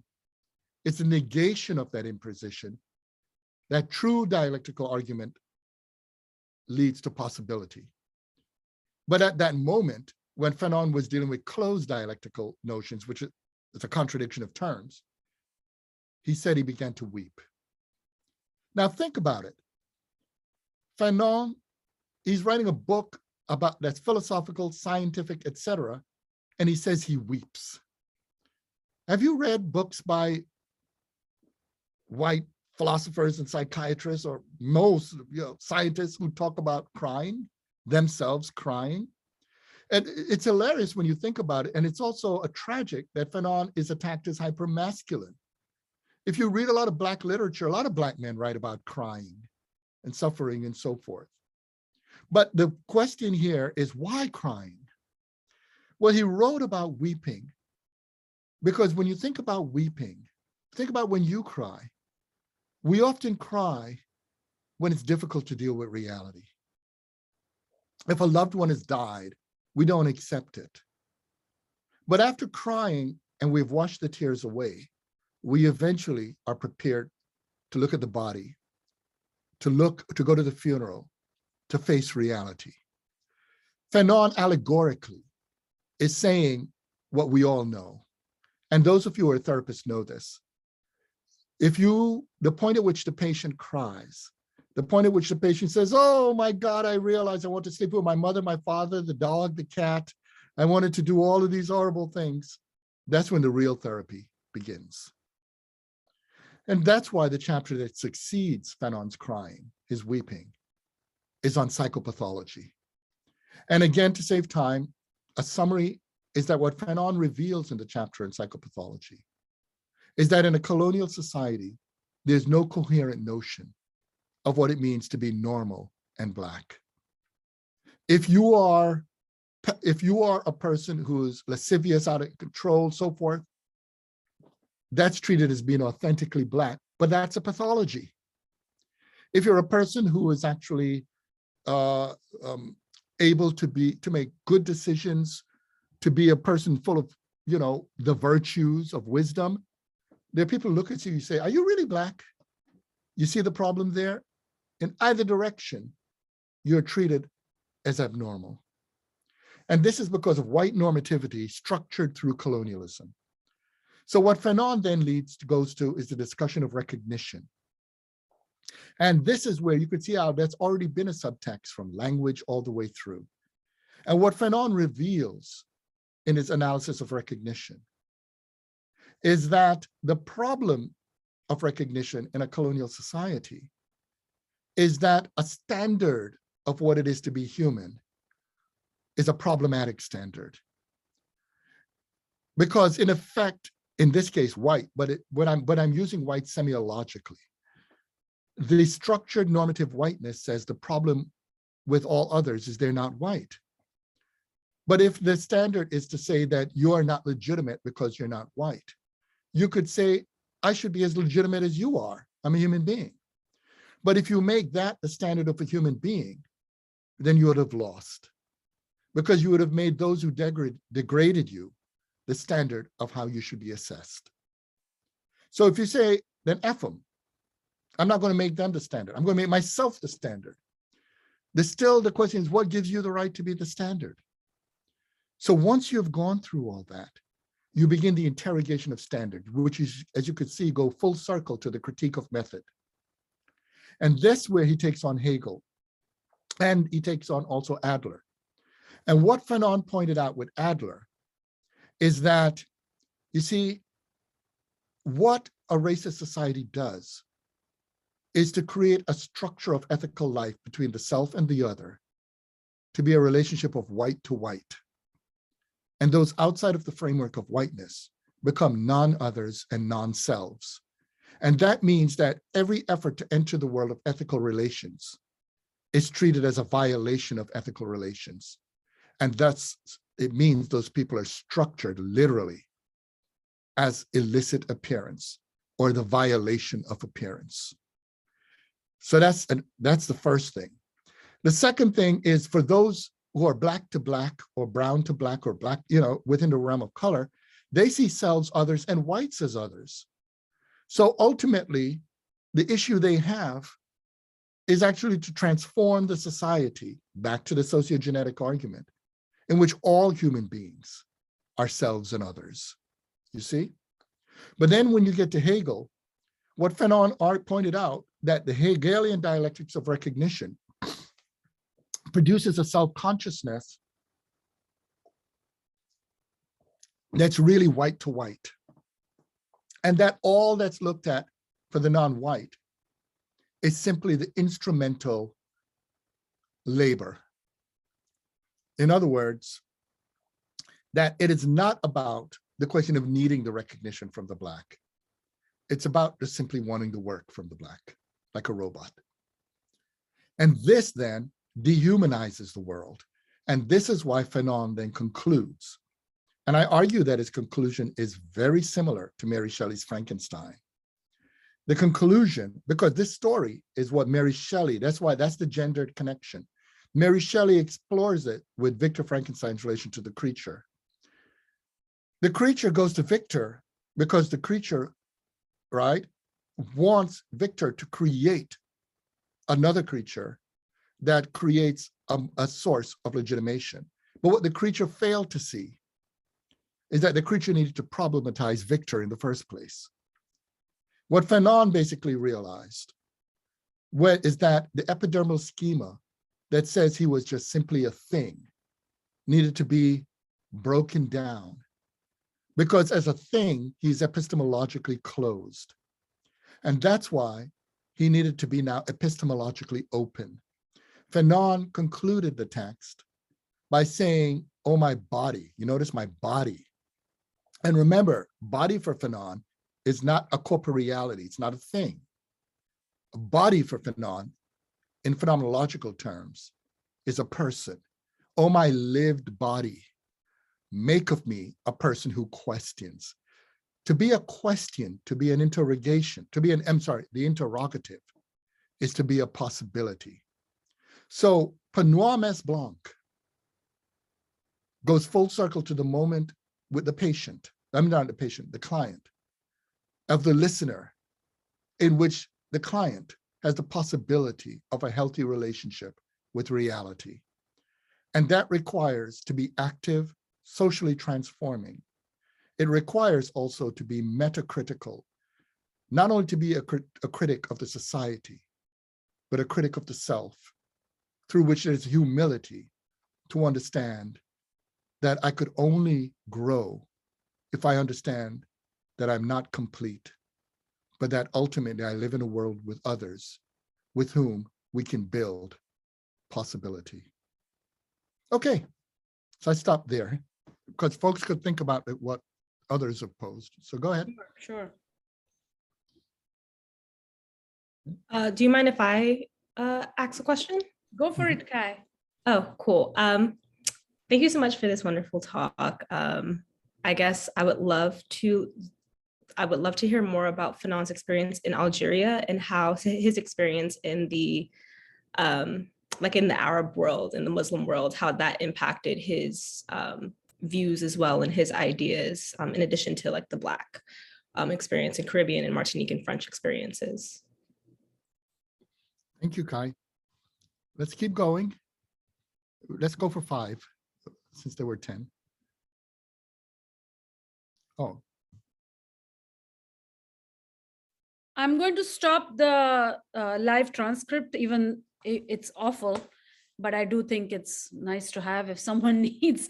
They keep saying fennel and funnel. But anyway, I'm going to stop that. Questions? Mm-hmm. Well, I'll just start off just saying very. Oh, what was that? Somebody on the iPhone.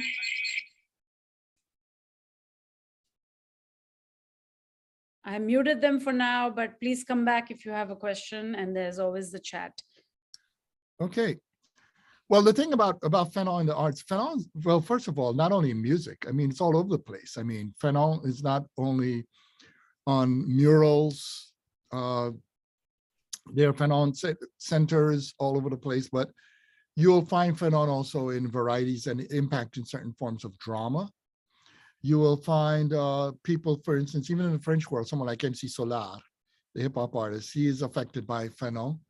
You will find in Martinique, there are also forms of art, jazz performances of Fanon.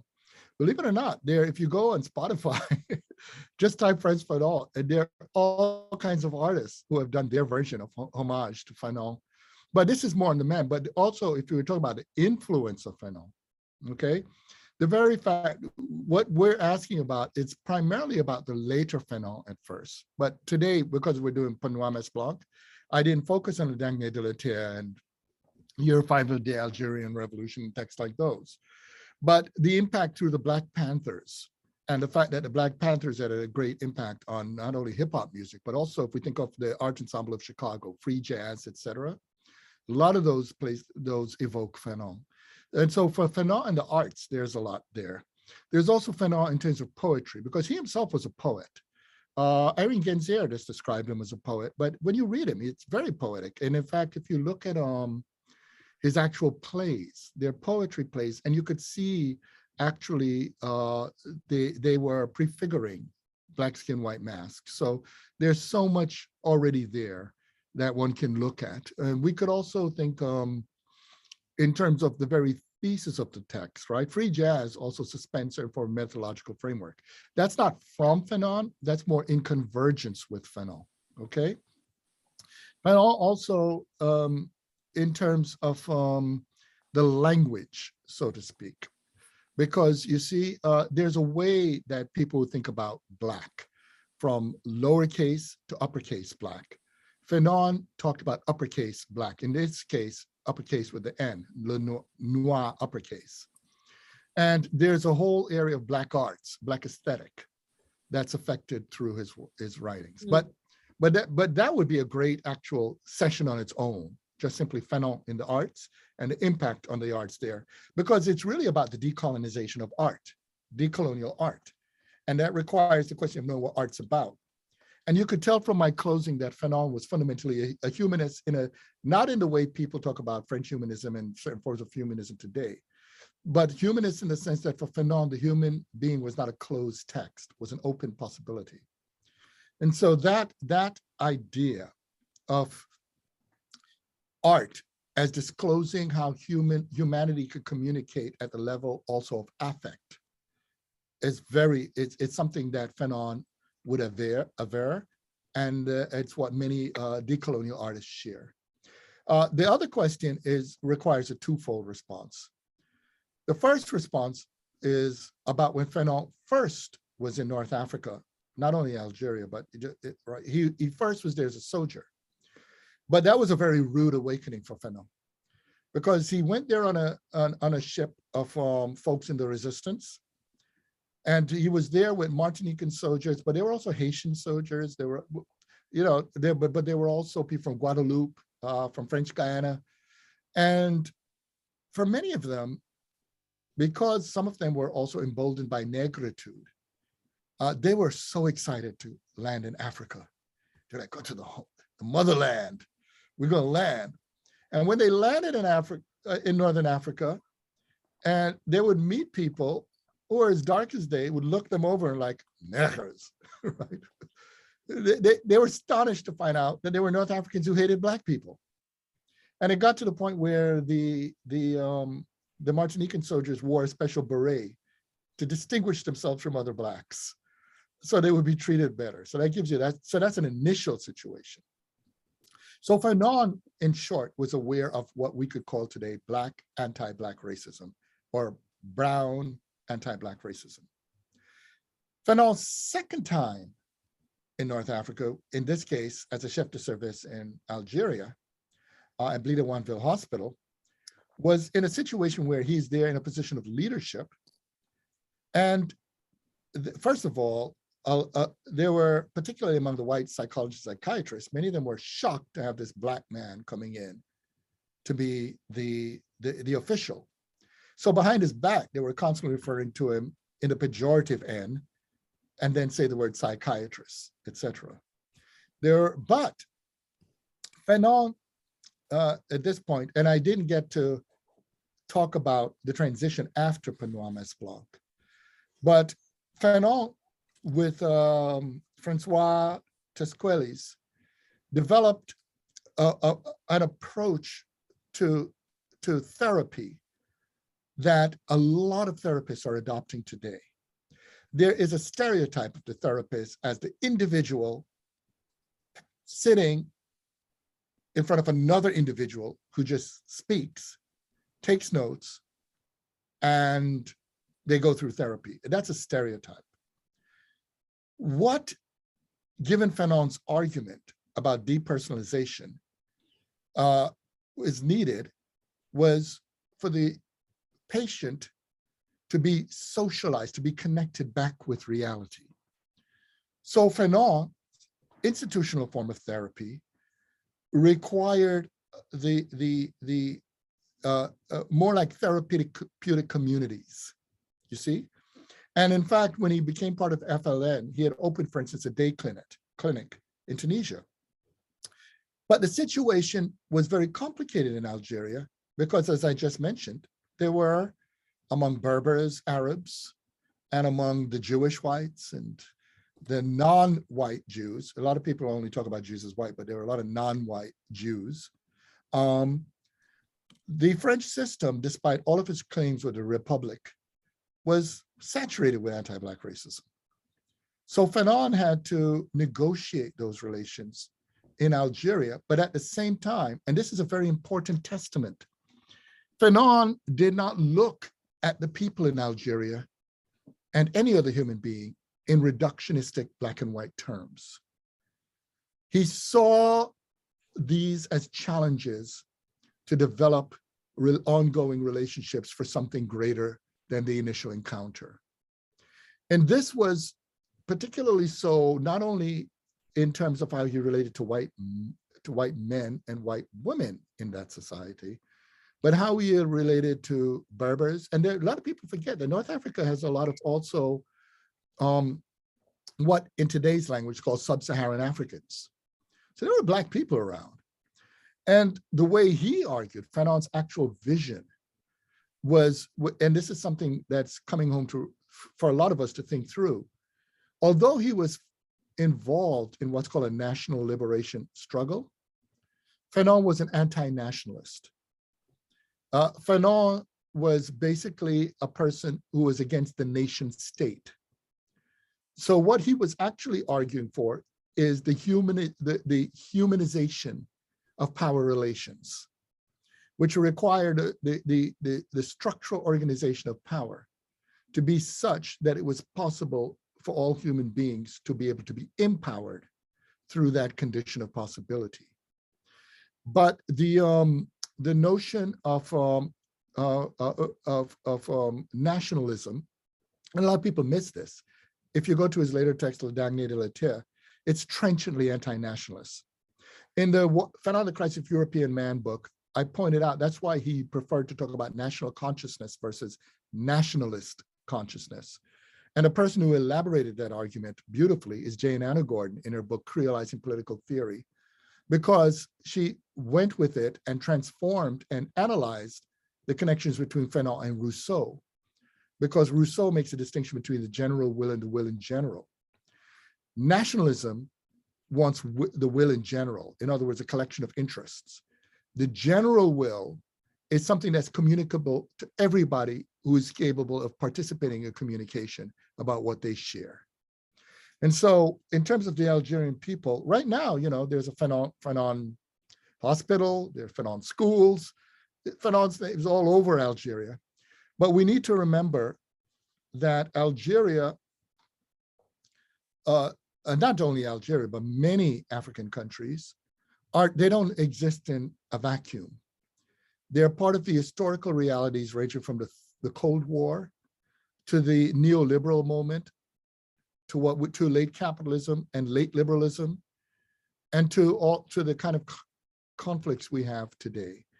And within that framework, how that 36-year-old man, he died on December 6, 1961 at 5:30 p.m. in Bethesda, Maryland, of all places. How he is remembered is as a martyr. But one of the things I stress is for us to see his life in part, but try to learn from the ideas. And given the argument I made about reading Panorama Blanc, learning from his ideas is not to fetishize them. There's a lot more I could say about the text, for instance, but the thing to think about is what is useful for you in the text. It's not all of what Fanon writes is useful for everybody, but a good chunk of what he has written is very useful, and I focused on those. Thank you, Louis. I saw Tyler before, and now I haven't seen them. I'm just going to read the questions so that you get a chance to breathe too, Louis. Tyler says, I'm interested in understanding Fanon's analysis on the interfacing between the Black women and men, how colonial structures and violence impacted these intergroup relations. And Tyler also adds that as a baby researcher, they would love to hear They would love a breakdown on what you were speaking about on Fanon's rejection of methods. I'm not really sure that I got it as a second-year PhD student, where methods are always pushed, trying to understand how to stay critical to what you referenced as methods being colonially imposed. Do you want to hear some more questions? Yeah. So Leila asks, Leila, you want to ask? Should I ask?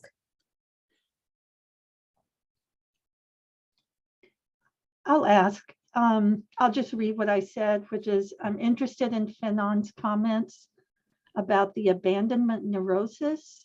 I read as a state of being caught between colonialism and indigeneity, or colonialism and self-culture.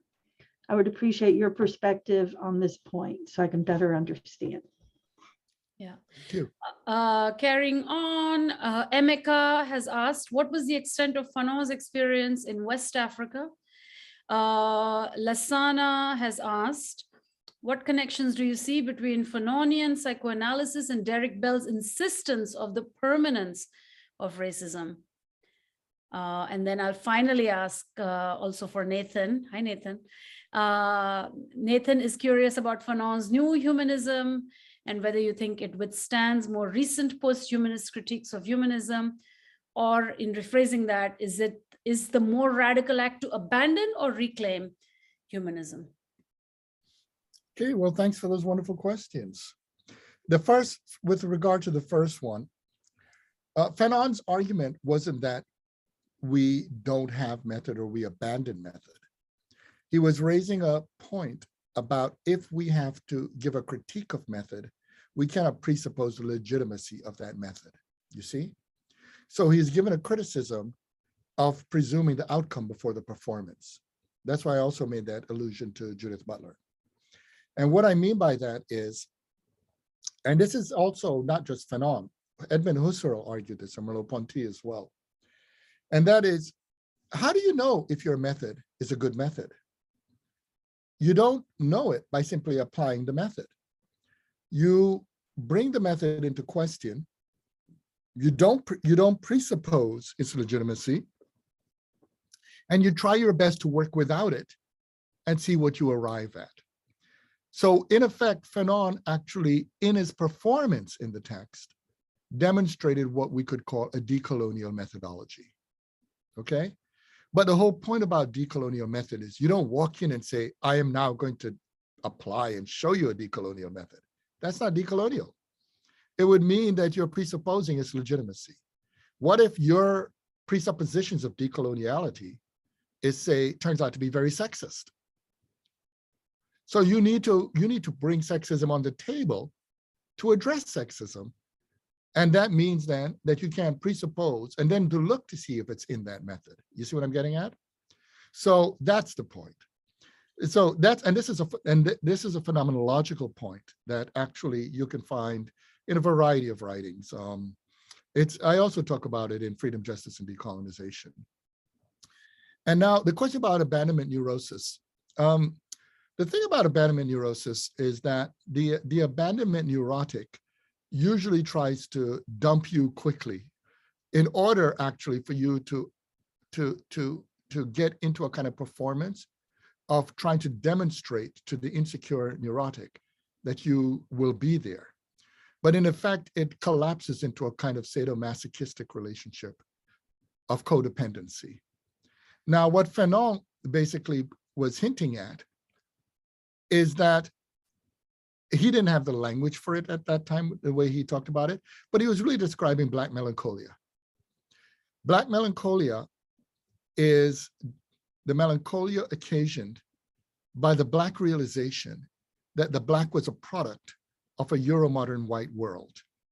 So that means the Black is indigenous to that world.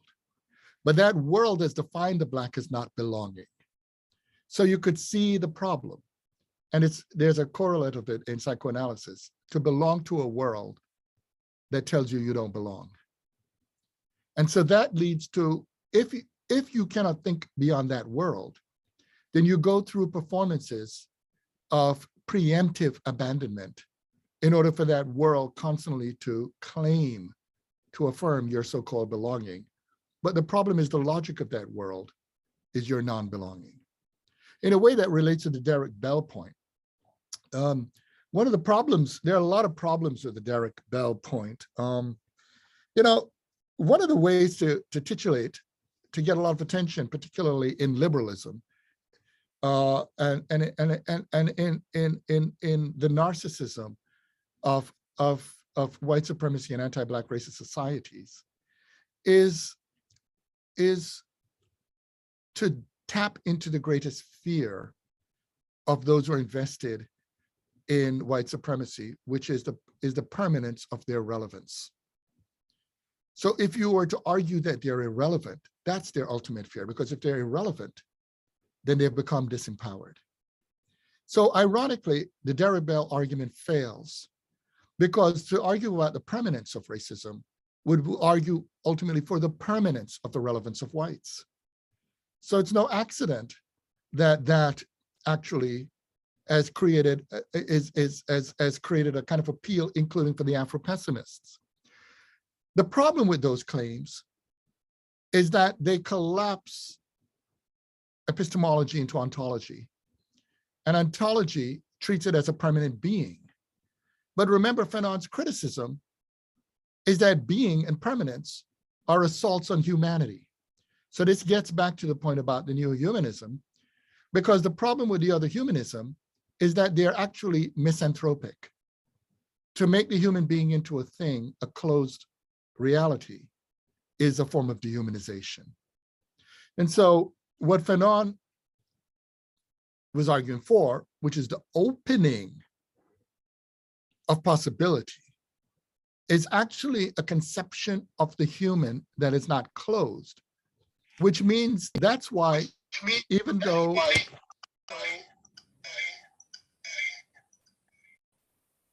come back, that's what somebody had an echo. That's why, although he didn't have the language we have today, Fanon touched on some concepts in the language of his time that is extraordinary. You know, he talks about trans women in the text. He also talks about, it's just that they didn't have that term. So he referred to them as godmothers. He used the local colloquialism. He talked about his criticism of how homosexuality was looked at in a colonial context. He called it abnormal, not that homosexuality was abnormal, but that it was abnormal to reproduce colonial relations in homosexual relations. In other words, if you look at in a healthy homosexual world, if we're talking about males, for instance, they're males, as we know, who are bottoms, tops, and diverse categories. But if the idea is by virtue of your race being of color, you must be a bottom, then you're reproducing heteronormativity onto homosexual relations. And he talks about that. In other words, Fanon was saying something that was extraordinary for 1951 when he wrote this, which is that homosexuality was not in and of itself abnormal. That what is abnormal is the colonial intervention onto the sexual activities of people in today's language we'll call gay or LGBTQI+. Now, there's a lot more, but I think what some of the things I just said touched upon the questions that were broached. I think I see something in the chat. Fanon's, and one more thing, I'm sorry, I forgot to mention. So there was also a question about, was it Black interfaith or intrafaith? Was it about faith, or what was it about, the person who asked it? Because I thought it said interfaith, because if it's interfaith, it would be like Black Muslims and Black Christians, Black Jews, Black Buddhists, Blacks, but I don't, but maybe I heard wrong. Yeah, I think Tyler used the word interfacing for something. Interfacing. Yeah. Yeah, I mean, well, in Ponoames Blanc, it's replete. Fanon talks a lot about certain problems that happen with Black interfacing, because remember, he's not being Manichaean. What a lot of people wish Fanon would do, because that buys into the system, is to be Manichaean and binary. But at no moment does Fanon say Black people aren't accountable for our behaviors in an anti-Black society, and including our behaviors with each other. he argues that that's something we have to take very seriously. And that ultimately what he's going to argue for, not only in that text, but in other areas, is going to be fundamentally, the question is about Black agency. And when he say agency, it sounds very, very innocent, so to speak, if you say Black agency. But what we fail to realize is that racism is about disempowerment, right? All the word power means, and in French you could see more pouvoir, means to be able to. So power is about capacities, abilities. So disempowerment is about limiting your capacity and abilities. So if you were to say Black agency, you're also really saying Black power. And as we know, a society committed to the disempowerment of Blacks means it is terrified by the idea of Black power. So it means that Blacks among Blacks, we need to be agents, means that we must exemplify Black power. Okay, so that is one way of connecting to that question. And I think I just saw, but do you want to read it out, Bhakti? Because I think there was something about the questions about humanism, or? Well, I touched on the question of humanism already when I talked about open possibility. I think Tyler was adding about Fanon's wife, Josie. How was she important to Fanon's development, as well as apart from as her own activist and academic? We hear a lot about Fanon. Recently, I heard that his wife inspired and supported a lot of his writing. Absolutely true. And then Chris has a question, and Chris, you can ask it yourself. Yes, thank you. I see Ruhi as well. I'll pass to her after I'm done. Well, thank you for this. It's been extremely informative. And so at the Robeson House, we work a lot with young people, middle schoolers and high school students. And, you know, obviously we're teaching a lot about Robeson's legacy. And I think about the work of Fanon. I think, you know, for me, I came into it maybe as like a 20-something, you know what I mean? I might have heard about it around 18, 19, the Wretched of the Earth and its impact with the Black Panther Party. But I do think that there is a gap between like how young people come into learning about Fanon. And I think, you know, just in our work with the schools, and especially in this climate where so much is sort of like I think it's important to think about how to teach the building blocks of Fanon. Because we still asking questions of his work today. So I would love to hear if you have any experience in sort of like bringing in younger and younger audiences into Fanon's work. How have you seen that been effective and successful in the past, or any resources around that? And I'll pass to Ruhi, also ask a question too. Oh, that's interesting, Chris. You just raised a couple of points I was going to raise. That's wonderful. This has been an amazing experience. I cannot thank you enough, and I cannot thank Bhakti enough for organizing this. Truly, I am so grateful.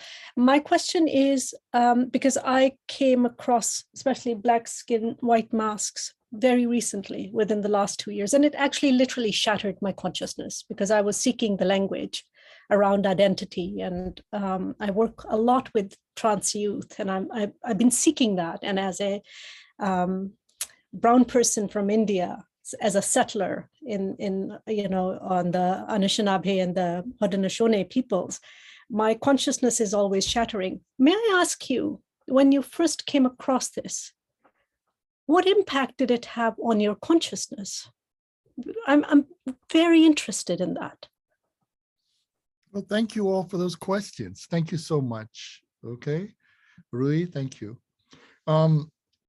First, if I go back to the question of Fanon's wife, her name was Joseph Dublé. Okay, she was Roma and Corsican. Back then they said Gypsy and Corsican. That's very important to bring up because a lot of people, unfortunately, impose their racial categories on a lot of other people, and they miss certain things. When I write on race, I always point out, for instance, that in the United States, people think they're Blacks or the Blacks. It's just like if you go to the UK, it's a similar thing, and a lot of in the French world, similar. But similar to the way we think about our whites, you see, because colonies create places in which people who are not white in one place can become white in another, you see? So Joseph de Blay, the way I just described her, is white in the United States. But in the French world, if you're Roma and you're Corsican, you ain't white, okay? Now, I don't say this to say if she were designated white, there's something wrong with that, because that's not Fanon's point. He's not saying interracial relationships would be bad, but what he's just saying, what I'm saying that is because we're asking about her. The situation is complicated too, because she was a political activist, she was a Marxist writer and a journalist. And they met when they were students. Fanon was involved in, for instance, in the editorial team with Tom Toms, which was a political activist magazine. It's a complicated story because, you know, this happens with a lot of young people. They're really into one person and they become friends in the group, but they end up seeing the other person, but they really were trying to get to the person they want to be with. Well, the person he saw before her was her best friend. And with the best friend, he had a daughter.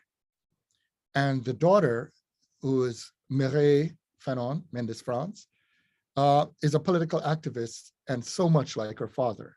But that's a whole story. But I want to just acknowledge the existence of Mireille, because I'm very close to her. I know her very well. And it's very important because that other woman was a Russian Jew. And again, today, a lot of things have shifted how we think of Ashkenazi Jews. But in the Europe of that period, you know, and especially a lot of the colonies, there were a lot of debates about where you locate Jews, you see? So it made sense why an Ashkenazi Jew and a Corsican Roma are both political activists in a magazine, and also would see this Martinican man, okay? Now, Joseph de Blay, she, as you know, lived in independent Algeria. And she was politically active, not only there, but across the globe. You could find, for instance, meetings at which she spoke, like at Howard University and many other places.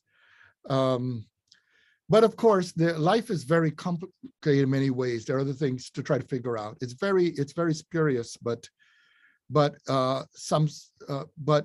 she did die by her, some say her own hand, some said an accident. And I tried as I could. I've not found any consistent story, okay? Generally, the view is she committed suicide, but not as a young person, much later in life, okay? So that's that part there. In terms of young people, it's amazing how, indeed, I've taught this text, not only this, but Fanon, to not only college students, I mean, undergraduate students, doctoral students, but also high school students, middle school students. And it's amazing what it does to them. And in fact, but what I find really striking, and this is something you may not realize, it's striking how powerful the impact this book has on people who are not Black, but also not white. I remembered in one of my doctoral seminars on philosophy of social science when I assigned this book, and there was a Chinese graduate student. He was from Hong Kong, and he came to class just in tears. And it was because, similar to what Rui said, this book shook him to his bones. Because he realized, although even in his own country, where he's part of the majority population, there was when he looks in the mirror, he wanted to see a white man looking back. And what that did in terms of, he realized it made him rethink Chinese society in China, of how, what it is to be a white person in East Asia, how that person is treated. Whether it's to go to clubs, whether it's employment, the list is long. That in even his home country, it's often better to be a white person in China than to be a Chinese person.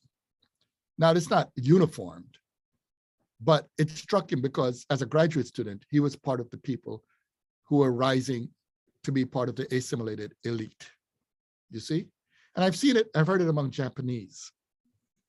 I also had it recently among, I'm giving a seminar on phenomenology, and one of the participants is a practicing psychologist and a professor. And this book shook her to her bones. And you could imagine how it's affecting her at this moment because she's Ukrainian. And she began to think through, because the realities of how Russian imperialism functions in Ukraine. And so there are lots of examples of how it taps into people. I've seen people respond to it also who are dealing with ableism. It's interesting, and this connects to the Du Boisian double consciousness argument, because the text taps into what you're struggling with in the world when you are not normative and you're told to be legitimate. You have to not be you, okay? Now, the question that connects back to me, I first encountered, in fact, I have a bunch of copies, but I still have my very first copy of Black Skin, White Mass that I got, and also Le Dernier de la Terre. I know I don't like the translation Wretched of the Earth, but I got it from my Rastafari uncles. My Rastafari uncles, one of them particularly, he loved to buy any book that was connected to Black liberation. I just wish he would have read them. But the fact that he had those books in the home, because my mother was always taking care of extended family. So I never grew up in a nuclear family setting. There were always cousins, uncles, aunts. I have one aunt that was unbelievable. One of my aunts, for instance, she had 18 children living with her. She herself only had 3 children. But it's like any friend of theirs who just renamed cousin and lived with us, you see? And so within that framework, those books were there. So books were in the home. And because I was a child who loved to read, even though I have dyslexia, so reading for me is a struggle, I would pick up those books and try to go through them. Now, the ones I picked up at first were the Cabrals and those. When I initially took up the Fanon, because I was a child, I had no framework, reference point. I was like, what is this? You know, that was my initial response. However, when I returned to it, mediated by the world of Malcolm X's autobiography, mediated by a lot of other resources, what I saw in that book was a powerful, loving mind that loved so deeply that it hurt. You notice when you read through the book, it is hurt. But it's not a hurt from hate, it's a hurt from love. There's some people who, like my aunts and my mother, the people I'm talking about, love so much that it hurt. And so that's how I felt when I read at that moment, with inspiration from my aunts and uncles, Black Skin, White Mass. Thank you, Louis. I think we're nearing the end. However, we forgot MK's question about the extent of Fanon's work in West Africa. So I'm sorry to keep that's okay. I'm sorry, Emeka. I was trying to get to the others. The short answer is Fanon, as many may know about his life, became the ambassador for the FLN to Ghana. He did work in Nigeria. He also did work around the Côte d'Ivoire and across different parts of the African continent. Fanon was very, very disappointed in what he called the post-colonial bourgeoisie.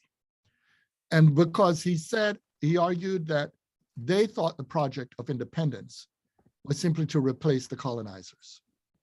But if you replace the colonizers, but you keep the game, then colonization continues. So what Fanon was really arguing for right? And in Le Dernier de la Terre, the discussion of the post-colonial bourgeoisies about the people he met in Nigeria and in Ghana and a few other places, was that independence was insufficient. You see, if you look at a basic cultural level, there's some things that people do at the moment of independence that joins the rest of the world. They creolize their food, they participate in the technologies, they do all those things. But what they don't creolize, what they fail to address, is the institutions of power. If you look at many post-colonial states, the economy, the government, the educational system, the religious structures are exactly the same as under colonialism. And if you do not change those structures, you maintain what today is called coloniality. And so, and Fanon, that's what he was arguing. He argued that the next generation faces a dialectical opposition with those, although their skill set was excellent to create independence, they have the wrong skill set to create freedom and liberation. And that is the task of the new generation, a dialectical task to overcome that generation and develop new relations through which to make a world that's livable for them. So I hope that helps, Emeka. Thank you so much, Louis. We're going to let you relax and have a Saturday. That was incredible. Thank you everyone for coming. And we will try to put up at least the lecture parts as a YouTube or as a podcast. Thank you. Thank you all. And all of you continue being safe, healthy, have love. And also, I know the times are difficult, but find joy. Joy is part of our humanity. Find it. Take care, everybody.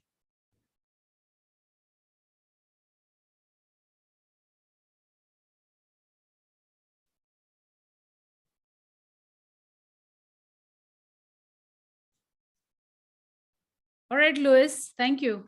I'm Okay. going to close. I'm going to end it. Are Yeah, you trying to it's talk good to to somebody? No, it's because I've done this a lot. You don't just sign off right away. You give I a moment know. so the folks can edit it properly. Absolutely.